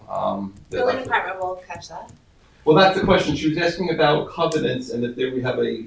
So, from what I understand, and why I asked the question is, Anthony was saying a buffer will be shown on the subdivision map, which the building department would naturally bump into and enforce, right, in their review. The covenant, as I'm understanding it from this conversation, would not naturally be discovered by the building department. May not be, but you were asking if we did about flags on the system about covenants. And That's so what how would the building department learn about a covenant if it's not, if they're not bumping into that naturally? Typically do review the covenants. They actually have cheat files. They Okay. will go, they will pull it, they'll pick it up. We can also put note on the map. That's probably the most The accurate best, way, yeah. That's actually because they great. will Right. open up the subdivision map and they will check it. So that's another way to flag, but we could flag it too. Yeah. Because so the Because I've had access conversation to was, flag it. oh, why would we bother doing a covenant? Because the building department would probably not see that. Well, we could create a mechanism for knowing that. And Claire has For the them to know ability it. to issue flags for properties. I Okay. have no such power. You have no power. I had to beg Well, for it. I mean, I really would support the 50% because Yeah, I'm I don't fine know with how that. we missed a cluster on this, but, Yeah. you know, we would have gotten some nice open space along that. So I don't know how the rest of the board feels, but No, you actually, want, to be quite honest, because it's not an aquifer, because it's not in the climax soils, you would have got 25%. You may be better with your buffers and clearing restrictions than a cluster plan in this case, actually. well, but let's get the 50%. Okay, so. So what's our action? So then Did you it says, finish? so I'm going through the Yeah. resolve, the map revisions, remove the building envelope and proposed structures from the map, show the house numbers for each lot. They're gonna need a notation regarding covenants and restrictions and the common driveway. They need a notation on the map regarding the planning board's approval stamp. And they need the notation on the map regarding the variances that were granted. And then we're also gonna put a notation on the map indicating that lots 1, 2, 3, and 4 are subject to a 50% clearing limitation of the area of the lot. I'd probably just leave it at that. I don't think, you know, because it's always, you know, to be consistent with APOD, I don't wanna mention APOD right in here. I think that would probably be a So mistake. I have a Right. question. So are we choosing to use both tools, the buffers and Yes. the Oh, yes. restriction? Yeah. Okay. Okay. But the If you 25% 50%, that's gonna be limit included their in the clearing right to those building envelopes. That's where people, you know, and those buffers, we can do both. Do you know what the vegetation is on that lot? Is it pitch pine? It's old growth. You know, you can see it as I showed from 96. Start getting, you know, it's clear. Well, And then you start getting some cedars start popping up, and you know, and then it just starts getting that old growth vegetation. Okay, go on, Anthony. So I'll add that about the clearing restrictions. We need to have covenants and restrictions. No further subdivision, no lot line modification without planning board approval. Lots 1, 2, 3, and 4 are subject to a single common driveway and utility easement. Lots 2 and 4 are subject to the 25-foot wide naturally vegetated buffer. Lots 3 and 4 are subject to a 25-foot wide naturally vegetated buffer. And then under that, I'll add lots 1, 2, 3, and 4 are subject to 50% clearing limitations, and put in the language for that. No new utility poles, no new overhead utility poles. All new utilities shall be installed underground. The 3-inch rainfall for the impervious surfaces, as well as retention of the stormwater on site. Then coverage under speedies. We've been doing this, that way it puts the property owners on notice that when time comes to put in the common driveway and building permits, they'll have to produce the SWIFT land as required. Payment of the park fee in the amount of $36,247.35. Submission of the mortgage consent, if applicable, title certification, town attorney approval of the legal documents, and then submission of the Mylar paper prints for signature to be done within 62 days. Is the applicant here by any chance? Anybody on Zoom? Who is the applicant? Linda Secafico. What is their? Okay. So I'm going to recommend that adopting with those revisions, and I'll advise the applicant, and if for some reason they want to come back, they have that right. But Great. So motion to approve is modified by Tom, second by George. All in favor? Opposed, abstention, 6 in favor, 1 absent. Jackie, just if I may, because I Yeah. have Yep. Thursdays are bad, so are Wednesdays. You have A lot of ZBA? a Oh. lot of architects have zoning board and Yeah, so what do you want? So since I'm taking 1052 off the agenda, 1052 is off which the would agenda. have been a lengthy pre-app report, let's just switch that with 19 for Mott's, which is the cannabis dispensary at 93 East Montauk Highway. Everyone knows that site. Where the old bank building is, where we did the auto zone. Yeah. Just so the board is The aware. little building. We did a referral to the engineer. The engineer came back with a list of items that he's going to need in order to get this application complete. This is just completeness, guys, I hope you're aware. They're going to deem the application complete. But the other thing is a couple of items that we spoke about because of the location of the church.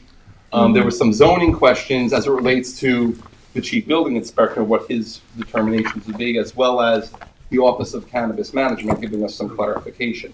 New territory, so, we just, things pop up, we need clarification. So the engineer gave a list, I provided that list to the applicant, so they're gonna have to do the additional engineering stuff to get a complete application. While they're doing that, in the meantime, Christine and I are going to have a discussion with the Office of Cannabis Management, and I already did a formal referral to the chief building inspector to get his comments. So we'll get all of that, revised, information to Tom, get the determinations from the chief, as well as the Office of Cannabis Management, bring it back, and then when we get a complete application, we could. So we're deeming this incomplete. Deem it incomplete today, and then the big thing is that they get the engineering stuff. Okay, so we're gonna so there's no, unless you want to distribute something, can they distribute something? Can I ask a clarification question? Yeah. Doug Houston, Heitler Houston Architects, 11 Fenimore Road, New Rochelle, New York. In the zoning code, if we were another retail use, not cannabis, changing the tenancy, I believe we would be eligible for an administrative site review. And then I think there's an exception that basically says any use that requires a special exception permit has to go to the planning board. So here we are with you.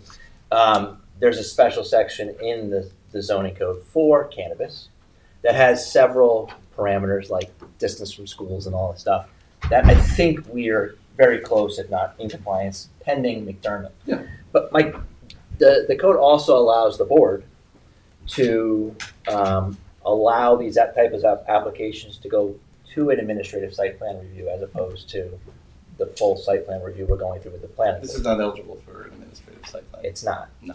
We get a lot of this. I had to try. Because here's let me explain, just so you understand why.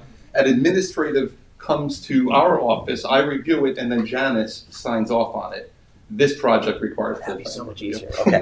Yeah. Okay, Okay, so thanks, we're Diane. gonna deem it incomplete. Thank you for coming. But just address the engineer stuff, and then Christine and I are doing our stuff in the meantime with it. Okay. Motion to deem it incomplete by George, second by Tom, all in favor. Opposed, abstention, 6 in favor, 1 absent. Thank you. Anthony, what do you want to do? You want to do 2 trees? What's that? 2 trees? You have other, you have, you can go in order, he's got a meeting to go to. Oh, okay, all right. No, no. I'm doing, He's standing up here demanding. Brenna, St. Mary's, Hampton Bays. Is that how it works now? Can I go next? Did we do first? We did. Oh. Yeah, Oh, you yeah, missed what- it. 5 is off, we're going to 6. Was it okay? Is there something wrong with first view? Is it a town road? This is to get it to be a Oh. town road, yes. Because when we were talking, we both voted without knowing what George. Just leave it there. Thank you. Like most voters, without knowing. We have someone on Zoom for this. Come to town road. You have someone on Zoom, Probably Brenna? just goes through the right by the way. How much time gets through?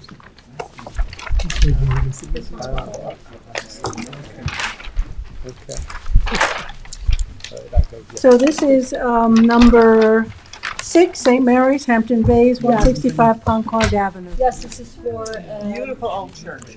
yeah, an expedited site plan review. I just want to pull the site plan and an elevation up for you, or image of it, of the side, for your reference.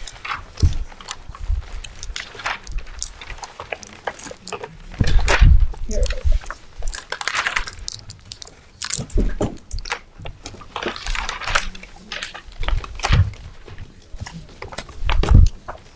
This is a portion of the front facade that's along the Concord. This is the. But they're basically putting the solar not on the, it's not gonna affect the. No, it's, so it's, they're proposing 45 solar panels on the flat portion of the roof. Yeah. So it wouldn't be visible, no. Mark's took a look at it and it's the same and no concerns. I personally was happy that that could happen on an old building. We'll especially take advantage of that roof. Okay, Brenna, it's yours. So we have it on for, This is expedited it's for us to expedited review. It's Mhm. 45 panels, approximately 195 square feet. And there's a 6-foot access around all the panels. So this is the back portion of the building where the roof is flat. And that's where the panels will go? Yeah, they're all gonna be there. There's also a small piece of equipment up there, which, maybe Beth could speak to it a little bit more, but I understand it's pretty small. I saw the spec sheet. And then the only other, component that affects the site is some wiring and conduit that has to travel from the basement to the attic and would be done externally. That is what you're seeing on the elevation there, and the facade photograph. Is that the rear of the church? No, this is actually I'll pull up the street view so you have a good idea. This is one of the legs of the church, but it faces Ponquag Avenue. The facade is nicely broken up, but this is a portion that's Could you supposed hold to that be up? yeah. So that conduit in white is what's Yes, being... that's probably not the correct scale because it's this over image. I did find out from Beth that it's 1 1/4 inch diameter. I have it in as a Does it have to be condition. white? I have it in as a condition as paint to match. Mhm, paint to match would be great. But they can't do it inside. Well, the basement portion where all the equipment is just underneath that But area. can't they go inside the building? I don't know, that would be a question for Beth. The way I understand it is they have to get it up to the attic. There's slight roof involved. Of course, they want to make it as less invasive as possible. If it has to. Hi, yes, this is Rachel. Sorry, can you hear me? Oh, Rachel. Not Beth? Beth Graziano? Are you? Rachel and Beth. Okay, so we have a couple of questions. I just want to alert the board that it's 4:00. We have a lot of applications to do, so. Yeah, so to answer your question, to go through the inside is not feasible. We'd have to go through the basement, and this is the easiest, seamless way to do it. To not disturb the historical inside.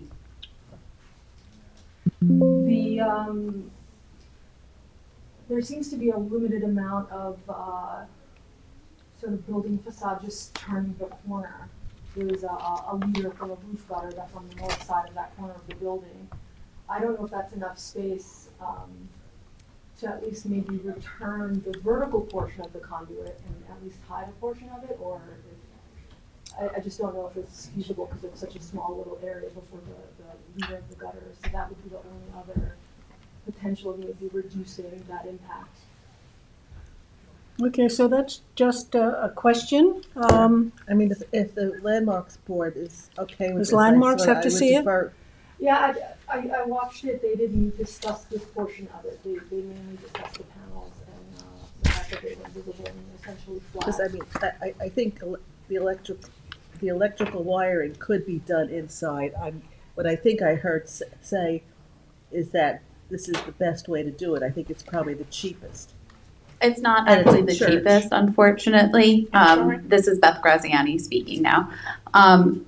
This picture that you're seeing is not to scale. The pipe will be much smaller and will be tight up against that dark brown edge of the roof there.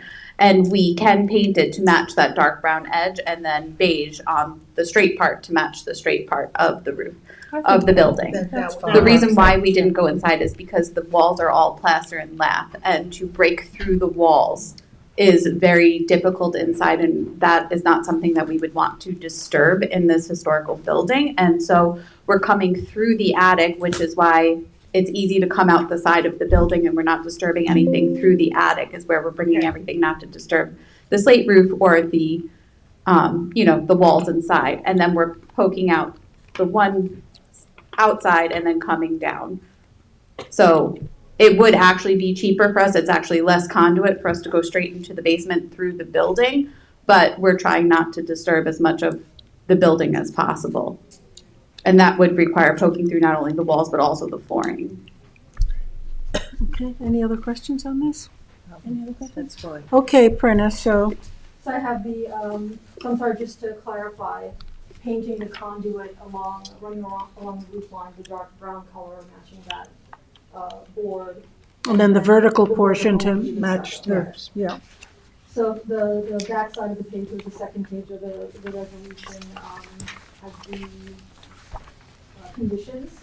And one of them is to note on the site plan, the size of the wire conduit and the finish to be painted to match. I'll clarify that on both the facade and the side drawings. General conditions compliance with the fire marshal, no lighting permitted, items to be submitted prior to signature are non-conforming lighting to be removed or replaced with conforming fixtures. There are two fixtures, but one at the back of the wall pack that's pretty, probably should definitely be replaced.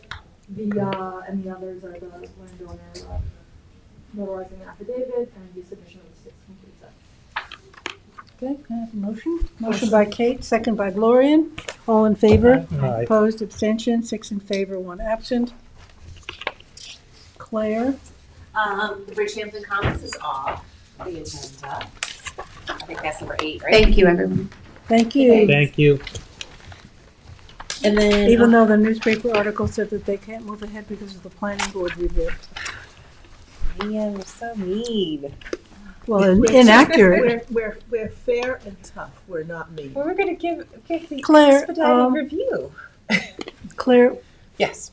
We had asked about the impact of reserving spaces, eliminating spaces for pickup. Mm-hmm. The overall shared parking. Yep, comprehensive. Yep. So you did that and. Yeah, we talked about that, and I'm going to go make sure, I'm going to see who's doing what on the site. Walgreens definitely, and King Cullen at least. And Staples also now has one. Yeah, I think Staples pickup. has one. Yeah, so I'm going to look, see what it is, and I think that should be part of their design plan for the overall Yeah. going forward Right. with the pre-submission. And maybe we do a percentage of the reserved spaces, but not, if somebody comes in and said, I want 10, and that doesn't work by the percentage, then at least we have a formula. And yeah, we need to kind of, I can also see what's been going on in the planning world, with Yes. other municipalities with this issue. Right. Yeah. And I know it's part of their business model, but we also have a limited parking lot there for lots and lots of retail. Okay, Yep. so that's a pre-submission next meeting. There's a pre-submission conference on the Mhm. evening, but in the daytime, we'll look at the expedited review okay, for the loading dock and the small items, the signage and stuff. so 8 is off. Yep. And we're going into the number 7, the watermill building supply. Well, that which one we did. Yeah, so that's Okay. tabled to the next meeting. And then 3.5 Montauk is a maintenance bond for the Mhm. landscaping. The cost of the landscaping is $41,100, and the maintenance bond is 1/3 of that, which is $13,700. Okay, motion? Motion. By Gloria and second by George. All in favor? Aye. Opposed, abstention, 6 in favor, 1 absent. Prenna? John Peter Lauren. Seth, are you here? Yes. Let's do 11 and wait for Prenna to come back. Okay, this actually, I just spoke with the applicant and informed them that they were in the New York archaeologically sensitive area and will require a phase 1 and phase Mm-hmm. 1A and 1B. So I would Take it off? suggest to deem it incomplete at this point. Okay, motion to deem the Maynard Million incomplete. Motion by Kate, second by Gloria, and all in favor? Aye. 6 in favor, 1 absent. Okay, incomplete. Brenna's not back. Anthony's not here. We've got Verizon Wireless. I can start Verizon if you. Yeah. 103, right? Oh, is that Oh, just that the was review? the review of traffic, unless you wanna do the seeker. Carl's out in the hallway. Yeah. You can do Verizon. Let's do Verizon, shall we? Do Verizon. Okay. So we're going to 1665 Bridgehampton Sag Harbor Turnpike, CR 200. It's a pre-existing telephone facility. It was CO'd in 1964. I have a lot of paperwork that I will display if you're interested. Just cut to the. Yes, it is a continuation of a conforming use with no expansion of nonconformity. So this particular application is an unlisted action, and I have identified the part 2 and part 3, which I'd like to hand out to the board, and we can review. Thank you. There you go. This was not in the packet. This was. All I could find was all the background stuff. I couldn't The find. part 2 and part 3 should have been in there. Okay. I will check again. In but any I case, I haven't seen it, so. Okay, well, Here we go. here we go. Here you go, Seth. So I guess I'll just sit here for right now. Oh. So Eric Hellman is here? Yes. Ah, yes. Let me invite you up as well.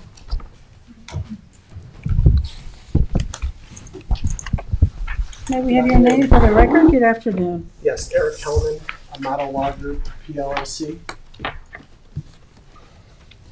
So quickly, just to familiarize you, it is 58,600 square feet, this site.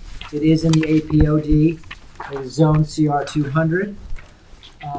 What we are looking at is the replacement of a 95-foot monopole, which has been existing on the site, and there is some modification to the equipment enclosure, a slight expansion of its footprint. The 95-foot pole will also have a slight expansion. It used to be 16 inches in diameter. It will now go from 60 inches to 48. However, it is now a stealth pole, which actually will have the antennae inside. It's a monopole. Yeah, which is- And if you're which is curious, better it's looking. to be painted white, so to blend in stealthily. if I may, I had identified 6 different slight impacts to the environment during the CEQA review. I would like to point out some of the larger aspects.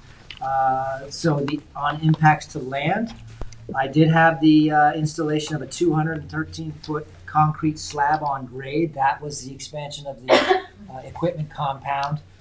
So that is a permanent alteration to the site there. And there will also be, which kind of gets into groundwater, some clearing of vegetation, but it is very limited to 450 square feet. The site is within the clearing restriction of 50%. It actually has 49.8. And Verizon has also, they have proposed revegetating anything that 450 square feet that they would have limited brush clearing. Okay. So I thought that would limit also the groundwater impacts, as we're talking 0.02% of the site is going to be altered. Additionally, to follow up with groundwater, it is an unmanned site. There is no septic system, so there is no. It's benign. It's a benign use in that case. Which alludes to traffic as well. There is once a month visitation. Otherwise, it is a remotely operated facility. There will be a slight impact because of the rebuilding the structure on plants and animals. In particular, I called out the tiger salamander and the damselfly, the scarlet bluet damselfly, because of its proximity to the East Lily Pond. It's right. It's by the greenbelt. And it's yes. And however, it is outside of the buffer zone, so it should have limited to no impact. And there's very little destruction of vegetation on the site. It also obviously occurs within the northern long-eared bat. However, there are very limited clearing, and mostly it's going to be underbrush and scrub. In terms of aesthetic resources, I would just, again, allude to this is a permitted continuation of an We hate existing them, use. but we love them because we need them. And it was there. Yeah. So aesthetically, there isn't a scenic corridor there. This is considered an opportune site. And it is designed to reduce the visual impact. Is there a new foundation required for this? A new pad? There'll be a new concrete pad that supports the equipment cabinets, but that's the extent of it. Everything else is going within the existing compound area. But you are installing a new foundation piles for the structure. For the concrete pad. And then for the new replacement monopole, correct, yes. But that would be primarily concrete and benign to the environment. Correct. That's fine. And I'm sure you haul away the old concrete and cleaned it all up. Absolutely. Okay. Just because it's an import, there is an impact on health. However, this proposal is within the FCC requirements. They did do an RF report, and it showed that it only generated 2.83 of the at street level of the proposed upper limits for the general population. So it's well within the low impacts. If they had breached 5%, that would have required mitigation. It does not. And it also is at 0.56% of the occupational limits. So that being said, it is not in our 2008 wireless plan. It wasn't identified. I will Really? make sure to have it in there. Yeah. As And part of we did look at other sites. There is a requirement for coverage in the area. So it, And it's already there, so And it's why disturb something else that So was making it pristine? exactly an opportunity site. Yeah. So what is your consistency with community plans? The second bullet says it conflicts with officially adopted plans and goals. It's the setbacks to the residences are not in conformance with town code. It would have to be 3 times the height of the tower. Yeah. There are residences at 219 feet, 250 feet. So do they need an exception for that, a variation? No, It's existing. It's been that. it's been that way. Yes, so It's kind of grandfathered. Yeah, it's going in the same location as the existing in the same height. same height Right. as So, well. I mean, today, we would have required a fall zone 3 times the size, which is 300 feet. Okay. Any other questions? So, Looking to make that. no? I have I'm not sure if you Yeah, got yeah, it. yeah, but you yeah, got the we have it. resolution for Neg deck. negative We have it. declaration. Yep. And I guess I would just further add that perhaps the planning board could deem the application complete and set a public hearing as Sure. well. Makes sense. So let's, first of all, do the seeker, negative declaration. I need a motion for that. Motion by Gloria, and second by David. All in favor? Aye. Opposed, abstention, 6 in favor, 1 absent. And now we're also going to deem it complete and set a public hearing for, The next one, March 13th, March. 27. 27th. is that, there's only one on that, this one? Okay, motion to deem it complete and schedule a public hearing for March 27th. Motion by Tom, second by George, all in favor. Aye. Opposed, abstentions? 6 in favor, 1 absent. Thank you very much. Thank you very much. Seth, do you want to, while you're here, just extend the moratorium? Oh, yes. Yes, so there is a resolution to extend the moratorium for 3 more months. That would put, the current moratorium expired on February 13th, so that would put it to May 13th. Sorry? It's May 27th, that is. Oh, okay. Okay, well, I think we certainly support that. Yeah, I mean, we Yeah. still had questions, so we obviously support keeping it. And I will put that as one of your, that you Yes. wish to weigh in again Yes. during the moratorium Well, period. Yes, absolutely. So motion by Gloria and second by Kate, all in favor. Aye. Opposed, abstention, 6 in favor, 1 absent. Okay, let's go back to, Thank you. thank you. Brenna, you were gone, lost your turn. John, Peter, Lauren. Oh, your action deadline here is March 13th. Yeah. It is, the applicant is here, Is it, straightforward enough. okay, let's do it. You wanna try and do it? Yeah, do it quickly, though. It's a 2-lot subdivision, right? That's another 2-lot subdivision on Noyak Road, this one is 2899 Noyak.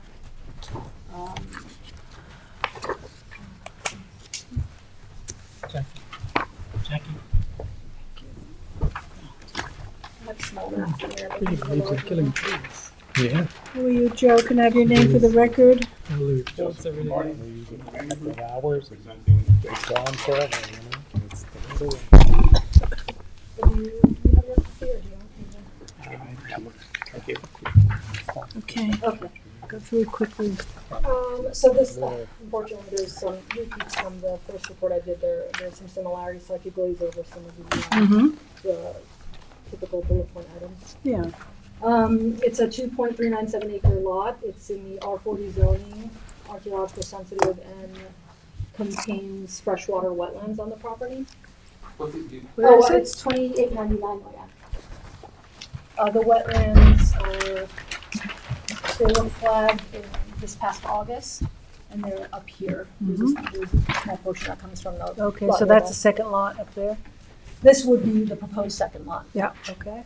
Do we have it up? Can we blow it up a little bit? It's hard to see. Thank you. So it's not within that blue area of wetlands, right? It is, but it's where that dark spot is, on the northern portion of the. Got would it. be lot Okay, two. good.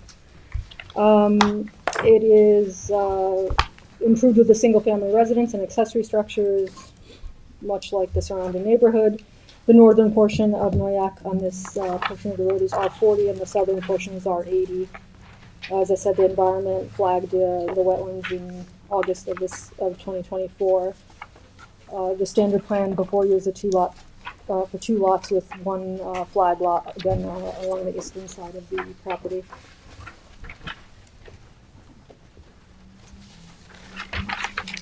Excuse me. Sorry about that. This wasn't a subject of a pre-application in 2019, and a pre-app report was adopted in July 2019. The standard plan is with lot 1 measuring 41,674 square feet, containing the single-family residence and the accessory structures, and lot 2, the flag lot, is about 62,760 square feet. It's 56,754, excluding the wetlands and the flag strip. Pursuant to the code, the flag strip doesn't have to be excluded for the standard plan, so to verify the yield, the applicant should provide the area with lot 2 excluding just the wetlands only, and not the flag strip. The cluster plan was waived on November 21, 2024. It is an unlisted action pursuant to SECRA due to the wetlands. A long-form EAF will be required for the final application stage, and the property is located within the archaeological sensitive area, so phase 1A, 1A, 1B would be required. It's a minor subdivision. The proposed lots appear to conform to R40 zoning, and although it's a little constrained, it conforms with all the setbacks for the wetlands. The building envelope is here. I actually have a really good. No, that's okay. Yeah. The let's see. Review. Conformance with the master plan. Conformance with the master plan. Conformance with housing. zoning. Yep. The park requirements and saying they can pay a fee. Let's go over the public comments. Yeah, it was heard on January 23rd of this year, closed with 10 days, and there are public comments received as well as written, most of which relate to lot 2 and clarifications of where things can and cannot be put and what's allowed, the size of things, the size of structures and accessory structures. There was notation of the very large oak trees in the back and concern of potential clearing of that lot. Someone mentioned the consideration of a 20-foot buffer along the north property line, and the write-in comment included potential preserving the area of lot 2 with CPF. Oh, well, it's in the middle of nothing, so, I mean, there's no other open space to. No. It's. And the majority of all of the significant trees are located within the 100-foot non-disturbance buffer from the wetlands, Oh, well, that's good. so they won't be disturbed. And my recollection is the neighbors that spoke were all concerned about that particular part of the parcel. Right. So knowing that couldn't be built, I seemed to assuage some of their concerns, at least that's What I recall. Yeah, I got my recollection. Okay. The referrals were sent out, most of which are standard. The Conservation Board did note that they support the subdivision map. It adheres to all the requirements of the code and wetlands. And they make some notes here, which I identify in the recommendations that the board may agree to. So we can go through that during the recommendations. The Engineer? Town engineer, the town engineer noted the existing drainage structure, which is directly south to what would be the driveway for the flag lot, for lot 2. And he noted that there should be no alteration or modification of the structure without the town's authorization. And So they'll have to comply to that. yeah, and the covenant requiring 3-inch drainage. The other note was by the highway department. They noted the driveway outlet cover cannot cover the drainage structure, and a hold harmless is required because of the grade below the roadway. And there weren't any comments from the CAC or the trails. Trails said no implications. No comments from Landmark Service Act or the fire department. So the first recommendation I have, again, is the added curb cut and the potential or the recommendation to consider a common access driveway. The driveways would be on both opposite sides. Where's the driveway to the existing parcel? So the U shape in the The corner? U-shape. It's on the western side of the lot. Yeah. Near where that existing house So there are is. 2 curb cuts there, so you're suggesting So it'd be take a one third part lot? of that, or take part of that.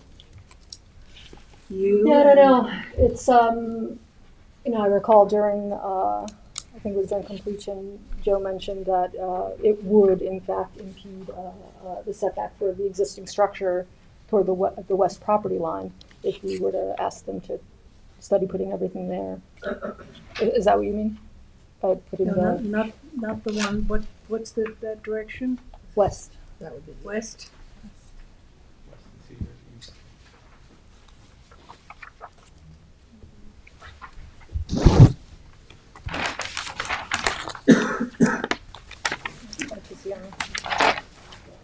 So the existing driveway for the existing house is a U-shaped driveway with 2 curb Right. cuts. That's correct. And now you want to put in a third on Noyak? Well, we can close off one of the, I think you need to, yeah. Okay. Okay. and just to go back to the proposed flag strip, we made that wider Mm-hmm. at Noyak Road so that we could avoid having any interaction with the drainage Mhm. or a large tree that's Good. on the shoulder of the That's road. nice. And I put in a recommendation of potentially an easement alongside that flagpole, pushing the driveway on Lot 1's property to get it away from the drainage structure, if you If they thought that need- was, if they need to. it's needed, yeah.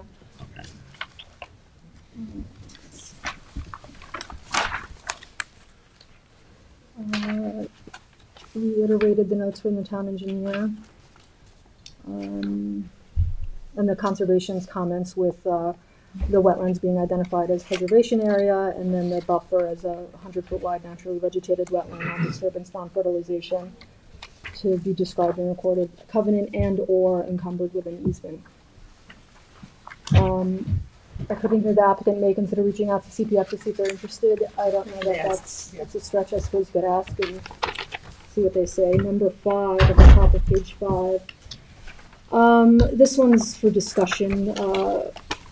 The board waived the cluster plan. The applicant may consider a cluster plan sort of preserving that space to the north and this will allow the board to give flexibility or zoning relief for a more flexible building envelope as opposed to something in this, I think it was like roughly a 2,500 square foot building lot area. I know Joe has some comments about that. It would end up resulting in a 25% open space. Joe, I think you said your calculation showed the buffer or the non-disturbance buffer is already at 24%. That's correct. Mm-hmm. So what's the point of doing a cluster if Yeah. it's a wash? And relief can be given under 33083K.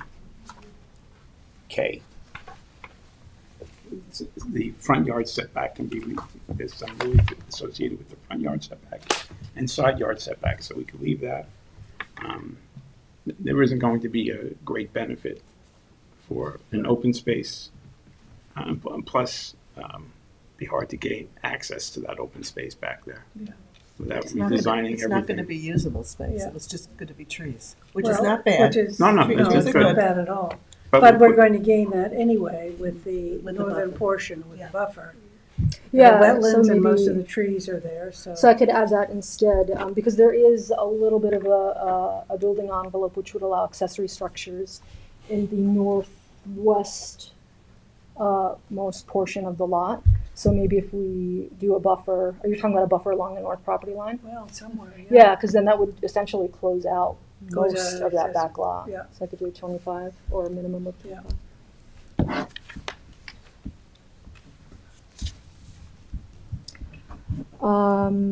Number 6 relates to number 5, so I'll just remove that.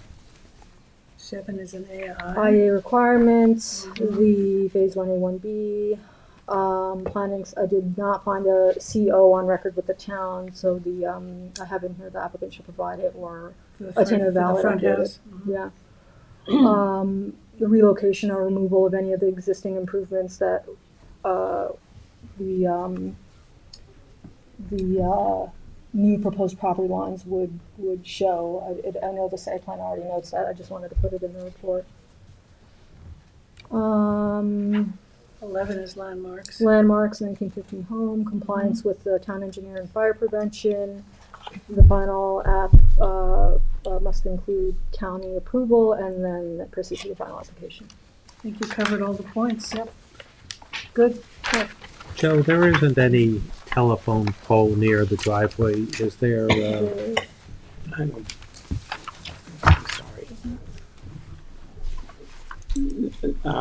No, it's about 10 feet off the driveway.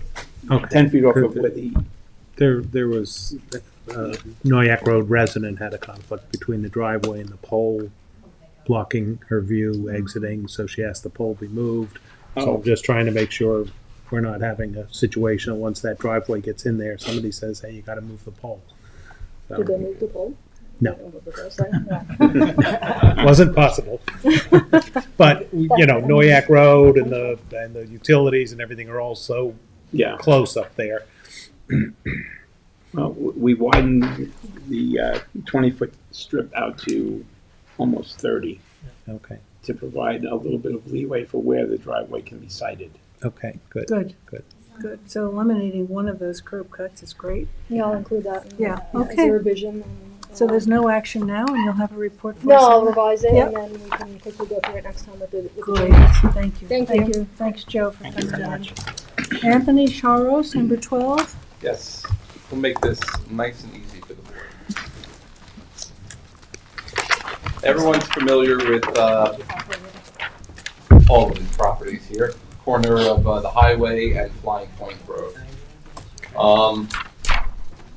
I'm only involved in this because I did the last cross-access agreements when we were doing the site plan. So, and by the way, this dates back to the 1990s. Legal documents establishing various cross-access between and among sites goes back to the 90s and continued. Really?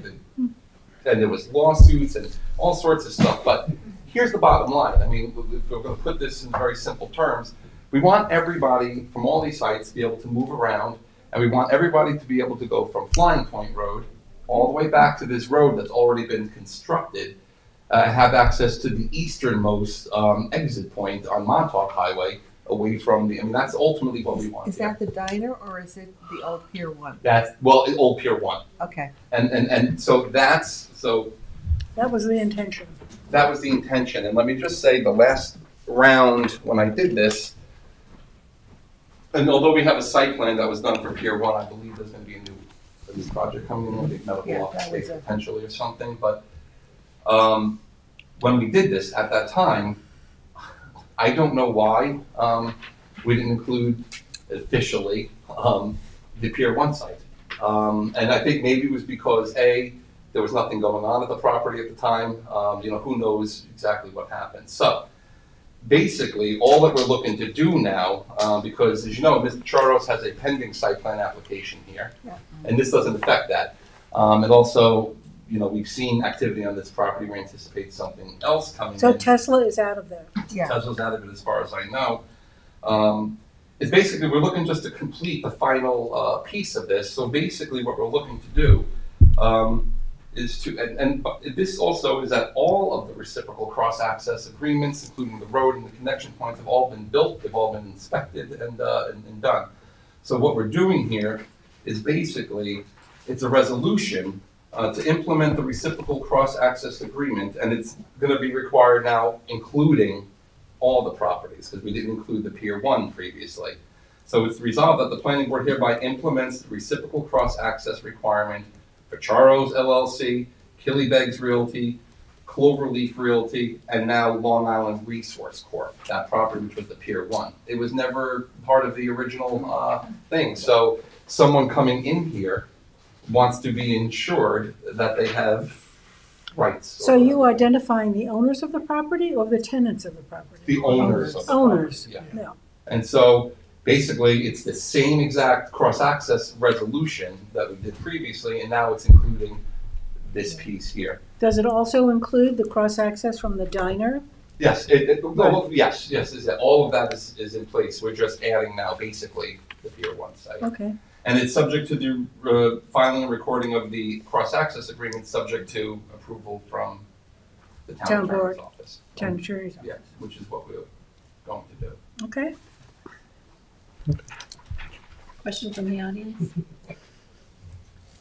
I represent Charles. You're dealing with him directly on this, right?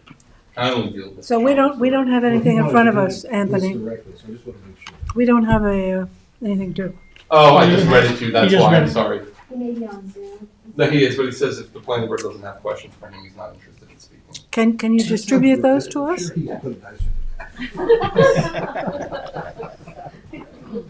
You know, that's.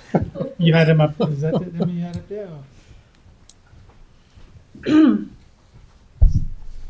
So it sounds like there's no objection to this. No, everyone's on board with this. The only person we had a problem with originally was the Barry campsite. You'll see in the resolution when you get it, Jackie, that I made the findings, the same exact findings that we did previously, that we're implementing the cross-access agreement consistent with the covenants that we filed. Just extra one. Yeah, I mean, you know, this is implementing the comprehensive plan, all of the stuff, so I'm making. 4 parcels? 1, 2, 3, 4. No, there's 5, but the 1, 2, 3, 4 are the ones in question. This guy didn't have direct, he has reciprocal cross-access Internally. agreements. Yes, with Charos. He doesn't actually have direct access from his property to the site, but his agreement allows it over this piece to here. Okay, because you say 4 parcels. Yes, because because that one, Got it. yes, has everything in place that it needed. Okay, great.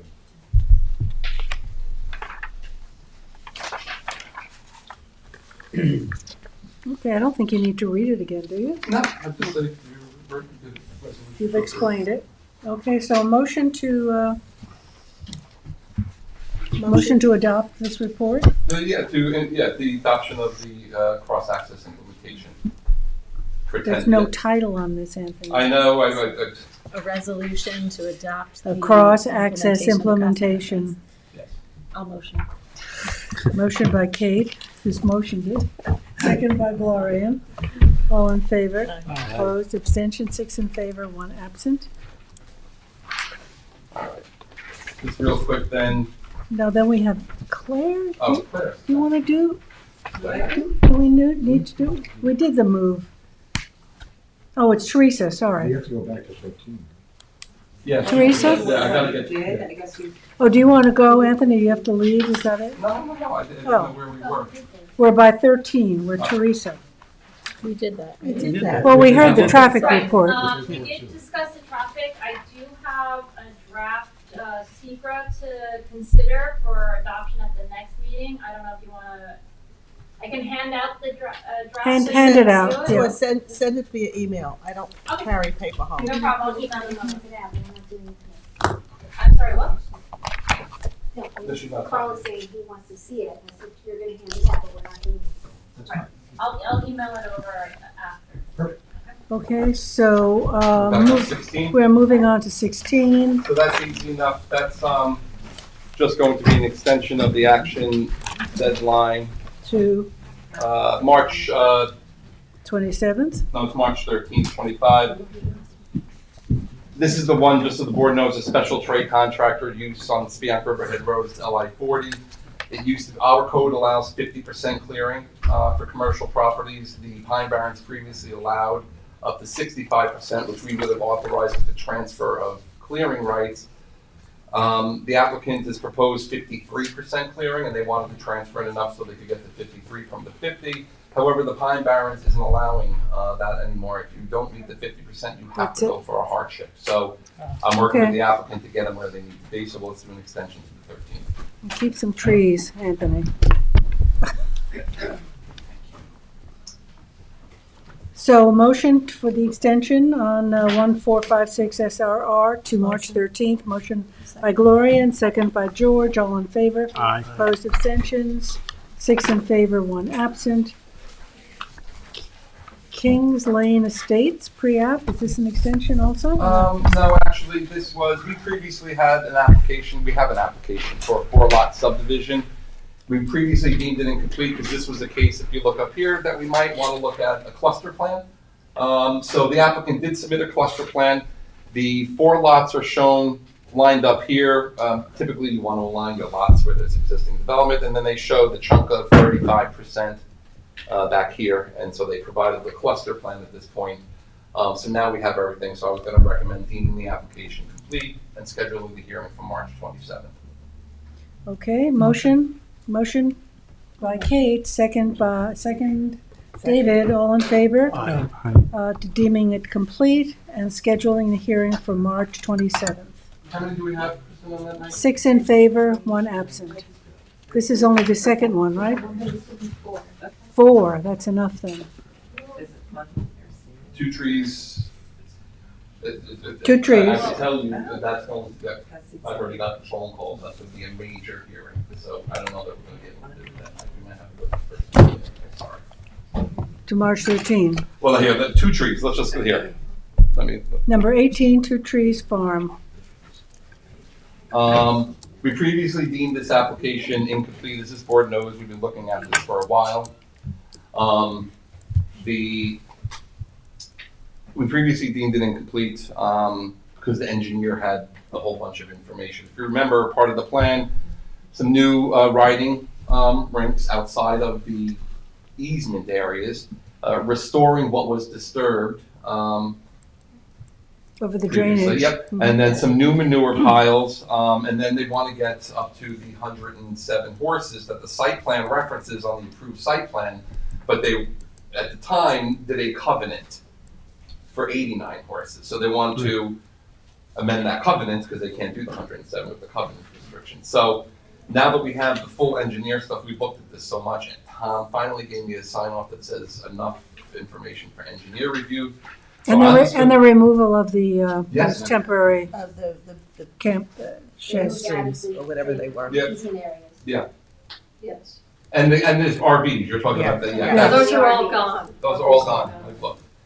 So my recommendation is to deem this application complete and schedule the public hearing. And For I was March? initially gonna do March 27th, because they're all mine then. Okay, So so how many others do this we will be have? number 5. No. No. We have that penciled in. We already had it penciled in, so this will be the Oh, 4th. okay. So this is the 4th? Yeah. Yes. March 27th. Okay, so we're deeming it complete. Motion? Kate, second by David, all in favor? Aye. Opposed, abstention. We're scheduling public hearing for March 27th. 6 in favor, 1 absent. Thank you. Don't Now, make Jack, dinner just real quick, reservations. I know there's only a few more items. The I'm supposed to put it on, I've been sitting on it for 2 months, I'm gonna have Joe Gosling come up real quick, and I'm gonna show you what the request is. There's no action for this board to take today, so I'm just wanting to explain what Okay, it's doing, all right. so if the But board. let's finish what's on the agenda. Yeah. Oh, yes, that's fair, that's fair. So, Brenna, Oh, that's. no action deadline. Can we take it off? It's actually, Supposed to be off. So number 20 is off. 14 Hills, Seth is a site disturbance, 21. So I've been working with Jessica Edge. I'm not sure if she's in Zoom or anyone. No, we're gonna take it at the end. Would you, Because do it's you an need the add-on. aerial? Yes, sure. I'm here. Hi, welcome. Jessica Edge. Okay. Yes, I'm here. Thank you. Hi. Hi.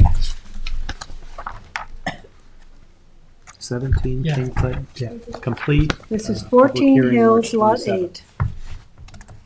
8. 69 14 Horse Court.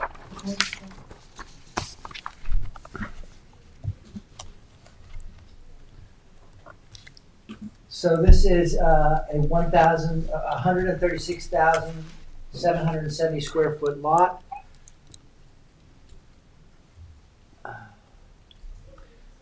Currently, it is allowed a 25% clearing. It has 31% at this point, so there is a revegetation plan before the planning board for 8,250 square feet or 6%. Seth, it looks to me like there's a lot more clearing than Than 31%? Well, let me zoom out. The aerial photo, it doesn't represent what is currently there. Because the survey, the newest survey does represent that. And you've checked? I've checked, yes. I have to say, I mean, it doesn't look right on that, you're right. Yeah, It I mean, looks it's highly developed. obviously more over cleared. By the pool area Yeah. and the driveway? Yeah, that's changed. The pool area in the back there has been. And it looks like there was some trees planted at the very back. If you zoom. Along the back edge there? Well, I did have a look at it, and it did seem to be, I felt like it was at the 31%, I gotta say. But Well- I think that's not accurate to today's depiction. I don't understand how we're only looking at a 6% reduction. You think Or it's more? It looks more based on that picture, and that's the only thing we had in the file. We didn't have a map, but we didn't have a re-veg You didn't plan. have a survey. I do have a survey with me, yeah. With that percentage, yes. And it should have been in your packet, so I did attach it. Can you just reference the dates of, so this, this aerial is prior to the more recent survey Yes, date, right? yes, So it is. that makes sense. Correct. Yeah. Yeah, so, let me see, I should have the survey with me, I have the re-veg. At any rate, It's as I hiding look in for there. it, It's hiding in there. it's hiding in here somewhere. No? Well, this is all turned out to be Verizon.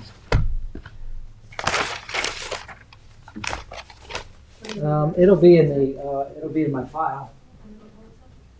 If you don't mind looking through there. Do you want to table this? Yeah, if we're gonna contest the survey, if we're gonna contest the number that is 31% Does- cleared. Jessica Edge, do you have a copy of the survey that you could share on your screen? I'm not sure if I have it on this device that I'm on currently, but let me see what I can. Seth, did you say you sent it to us in the This is the only packet? thing that's in It the should have file. very well been, yes? This is the only thing in the file. That's the only thing in the agenda. Yep. So what's the subdivision called? It's 14 Hills. Number 14? Yeah. 69 It's Hills Court. 69, 14 Hills Court. Yeah. Site district is 14. Is it this one? 69 Hills Court. Aerial demo, re-veg plan. Is it a survey? Yeah, maybe we get a copy. We need a survey.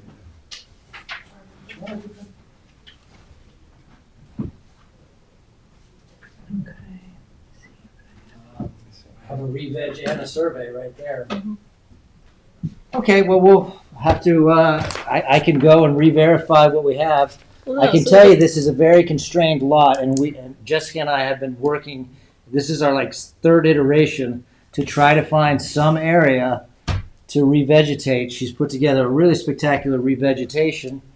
I We are think the taking away question was lawn. asked and answered, right? Yeah. You asked if there was a survey, And there it because the is. aerial didn't appear to be the what was presented. You're presenting the survey to verify it. You Yes. checked on site, and you have the re-veg And you have a plan. I'm re-veg satisfied plan. with that. I am too. That's fine. Okay. Yeah. Just curious. Yeah, and my question was, what I'm looking at doesn't seem. Doesn't support On the the area. numbers. It looks egregious, yes, and quite honestly, it's was. taken quite some time. We are taking away 5,000 square feet of lawn. We're taking away 3,000 square feet of driveway. Let's see. And it's been all over the place trying to pare away at this thing that was built to the very limits of clearing without an inch to spare. So now we're having to whittle it back as best we can. And this is all predicated on a leaky pool in the back. They're trying to fix their pool, but they can't even get a permit for it because they're overcleared. I was wondering what Yeah, triggered it. so- Yeah. Okay, so you have a re-veg plan that you're satisfied with? I would propose that it would be acceptable to the board. They usually are. Yeah, I We mean, do? my only question was the numbers didn't match the picture. That was. No, Okay. understood. So can we have a motion to approve this? Motion. Motion by Tom, second by George, all in favor. Aye. Opposed, abstention, 6 in favor, 1 absent. Thank you, Seth. Thank you. Thank you. They'll need Thank to give you. you a hard time. Not at all. No, Site it's- plan, we have, Sometimes they look scary. I agree. there's 204 Butter Lane, Anthony? Those are all signed plans. These are signed. Acknowledged signed So There's a no, bunch. I'm acknowledging sign plan for 204 Butter. Butter. Rivian. What's the number for Rivian? They're not on the agenda. These are all These are add-on. Rivian, okay. 77 Turtle Cove, 77 Turtle Cove 200 West Montauk Highway. and 200 West Montauk Highway. We were busy. Then we can wait and see. 1, 2, 3, 4. so 4 altogether. Yep. And you have an add-on, Anthony? Yeah, it was Joe that was supposed to be on, but Okay, Joe, so it's number 26, and what's the title of it? it is Peconic Shores Development Map 108. Conic Shores Development. All right. Okay, so give I'll us, make my spiel very quick and Okay. let Joe make his case. Back in 2018, the planning board opened up a development section of Peconic Shores. Where is that located? It is located in North. Let's see. Next day. Maybe I should do it at the same time and overrun out of time, if I may. no, we'll But- let but Anthony. let me just do my thing. Yeah. It's east of the dump. Do you see that? Dump is there? What is that? Where? Okay. Great Hill Road. Great Hill Road, yes. And when the planning board did this in 2018, I'll show you, they created development sections and then some, you see in the big white here, those are the lots that were approved. And they identified sending parcels in brown. The brown, you get a certificate and you can transfer that right somewhere else. Probably can transfer it within the map, as a matter of fact, if you need to use it. Mr. Gaza, Joe is asking for the planning board if they would consider, I got an application for a right to build on this piece here in question, in that map, which is shown as a sending piece. And then I met with Joe and we said, you can't do that. You have to either include it in the map to see if the planning board is inclined to do so. Just looking at this, unlike a lot of other old filed maps, if you take a look, these lots that are opened in the development section, I don't disagree that this is sandwiched in between development, but these lots were created big. They're almost conforming to the CR 200 zoning district. So when they assembled this map, these lots were all assembled to create larger lots. And so here, you know, it meets the minimum 30,000 square foot requirement to be included for consideration because they did a road abandonment. But the question is, does the planning board want to include this piece in that old filed map? And that's the question at hand.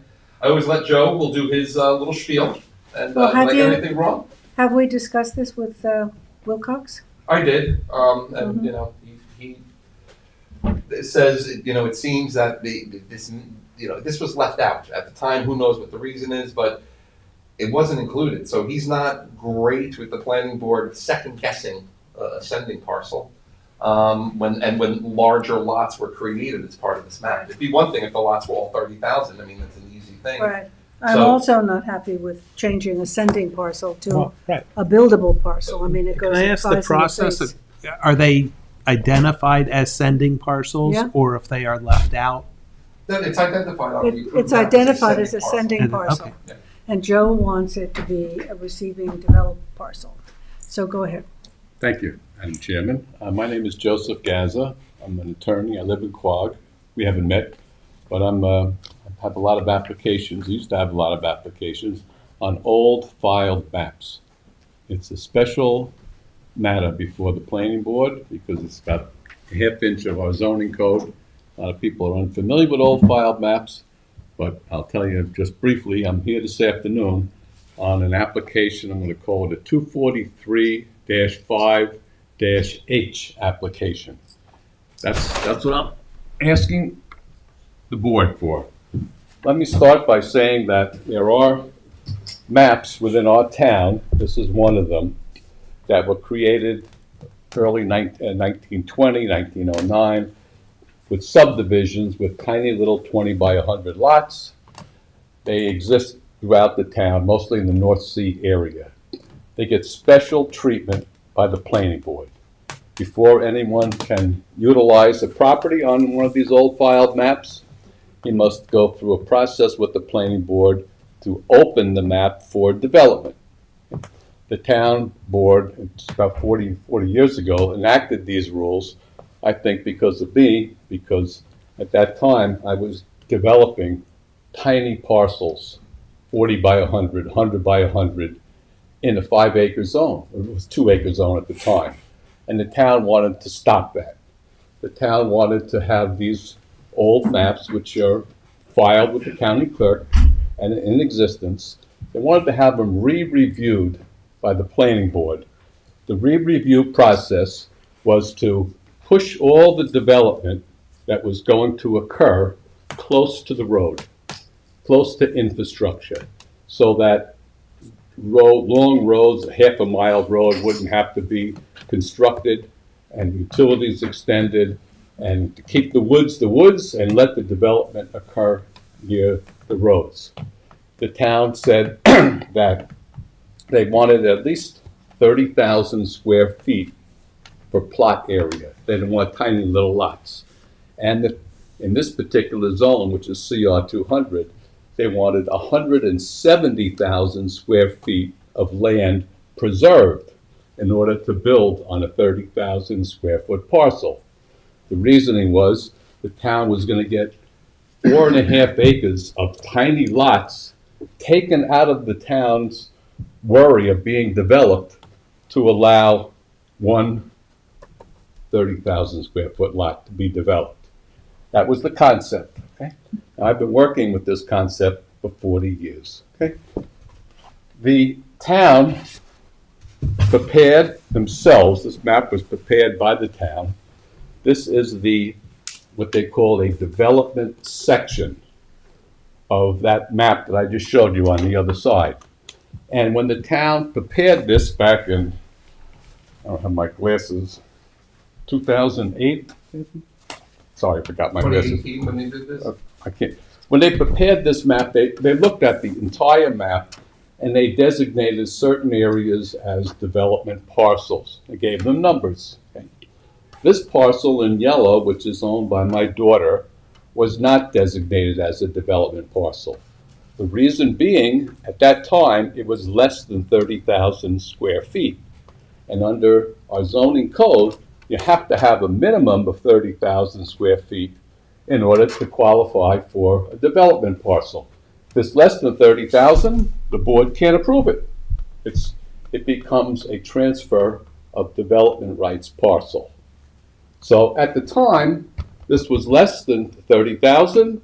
The town said, too small. They didn't designate it an approved building parcel. Now, today, I have abandoned a road next to the parcel, which was approved by the town to be abandoned. And I have the parcel at 30, I don't have my guess, is it 33 or 35,000 square feet?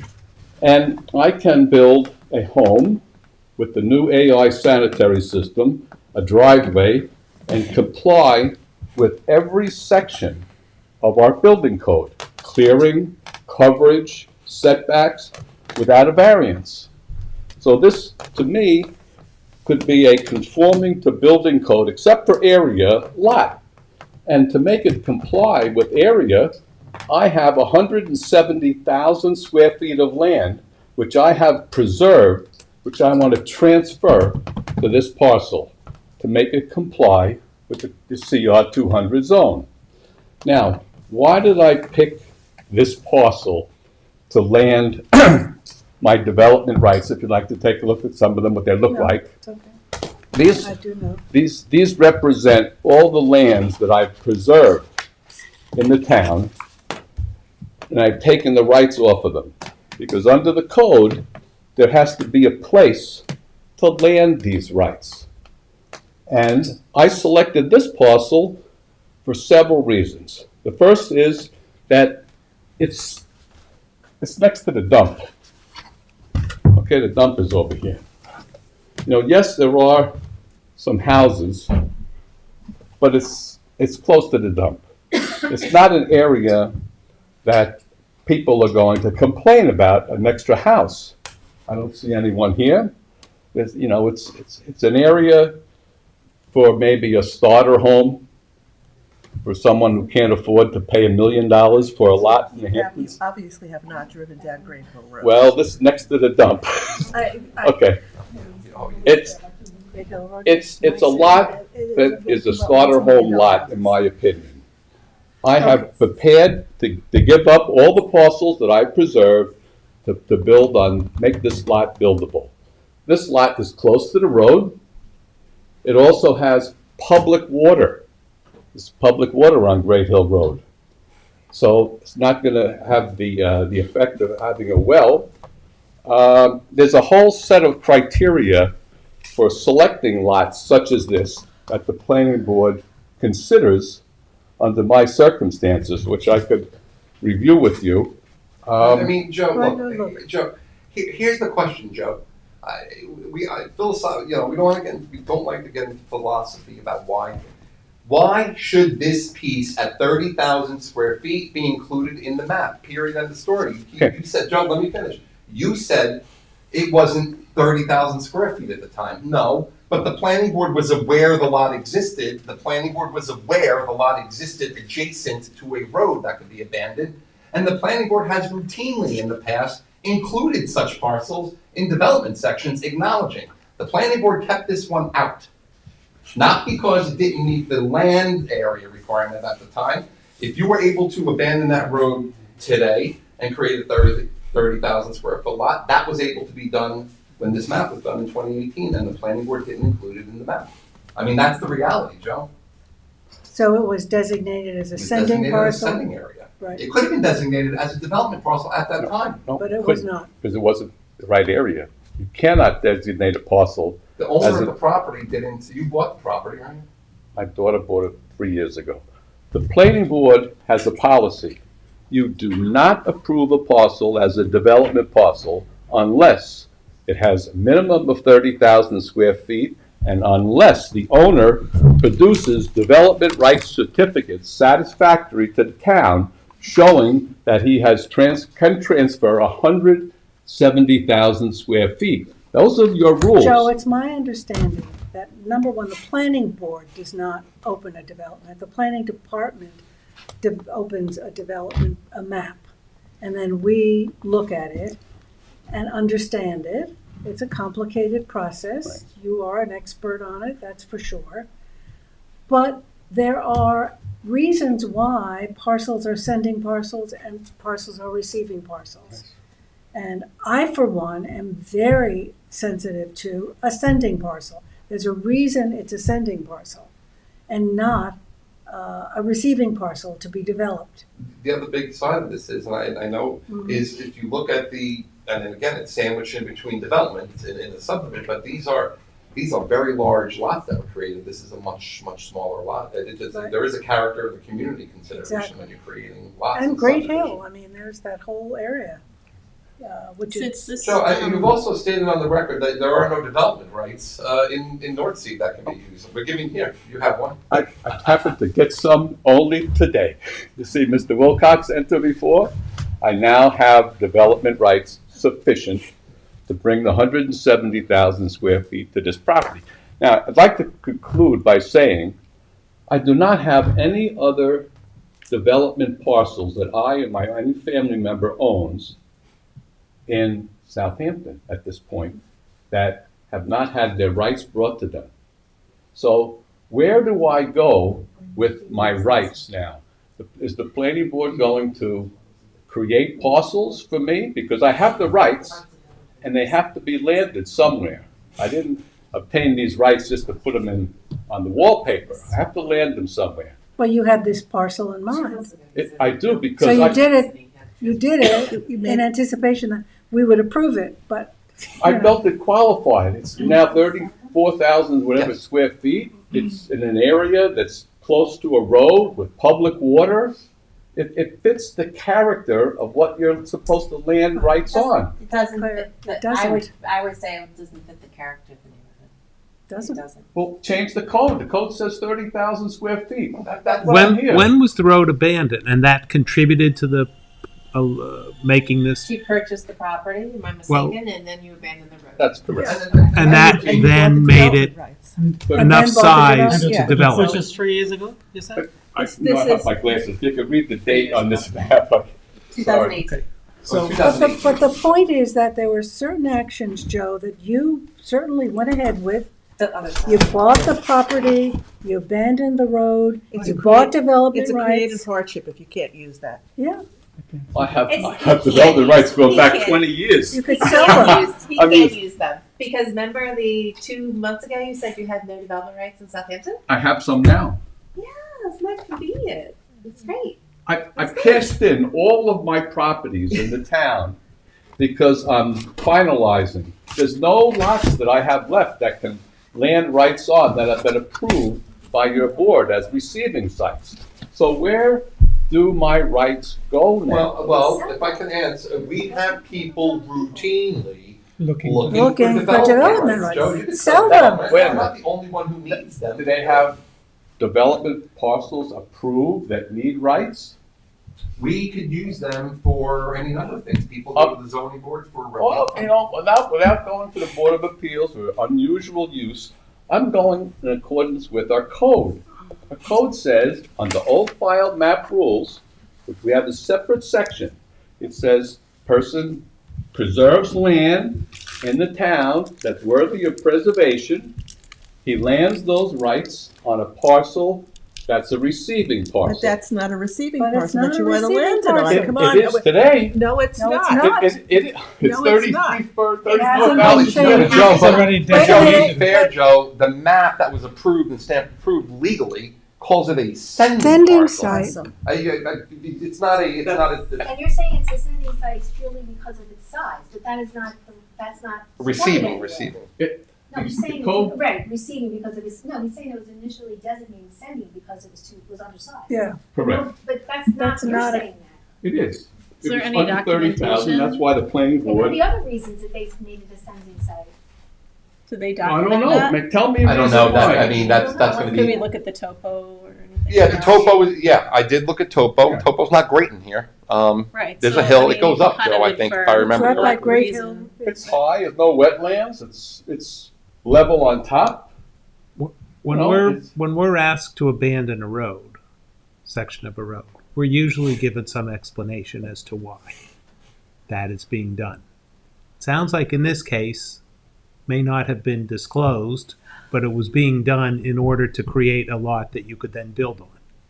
Well, But I'm not sure that was ever disclosed to the board when Well, we were asked to abandon it. No, but when we do old file maps, also I guess to be fair to Joe here, part of when we do these old file maps include road abandonments and acknowledging that, like I'll show you, like Or this. receiving sites, though.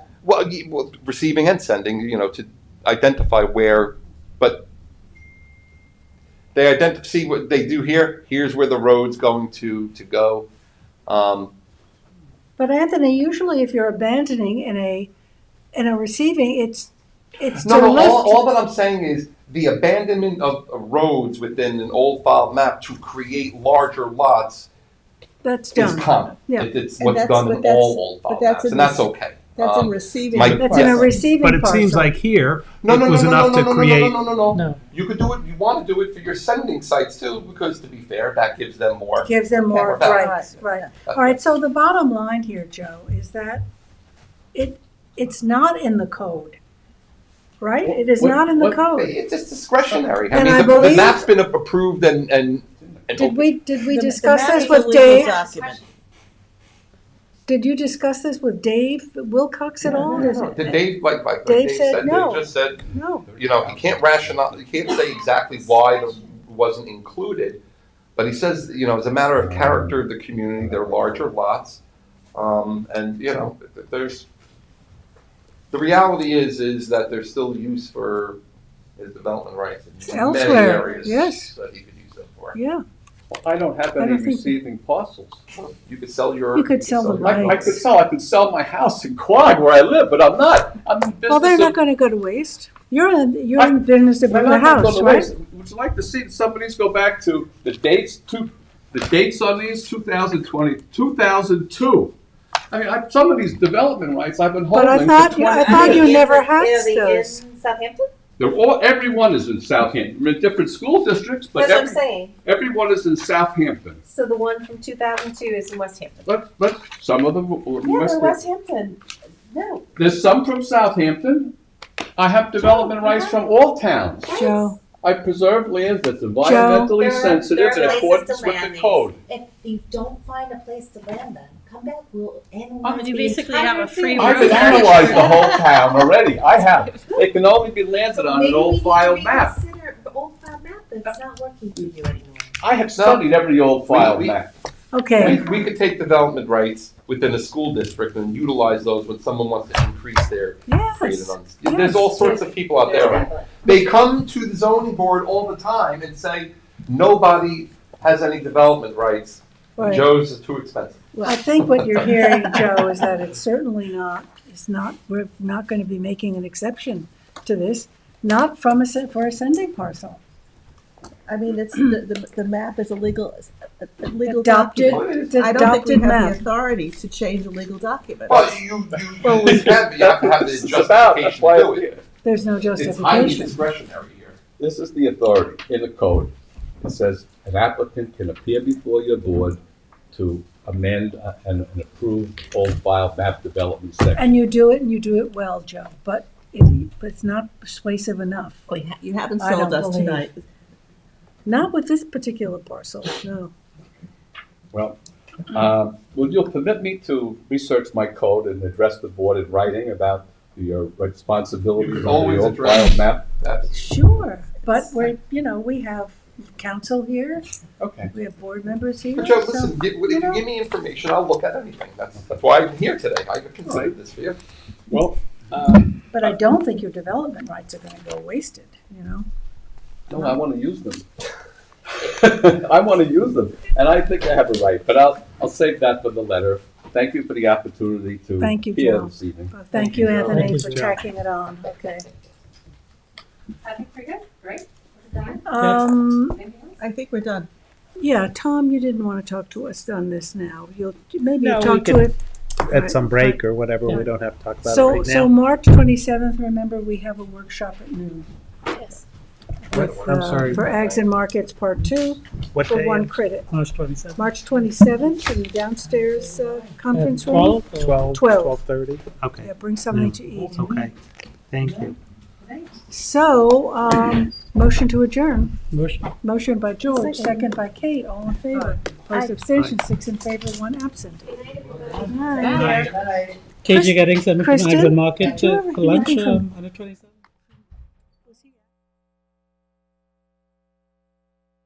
He said he was gonna be out. I used to have access to a kitchen. What's today, February?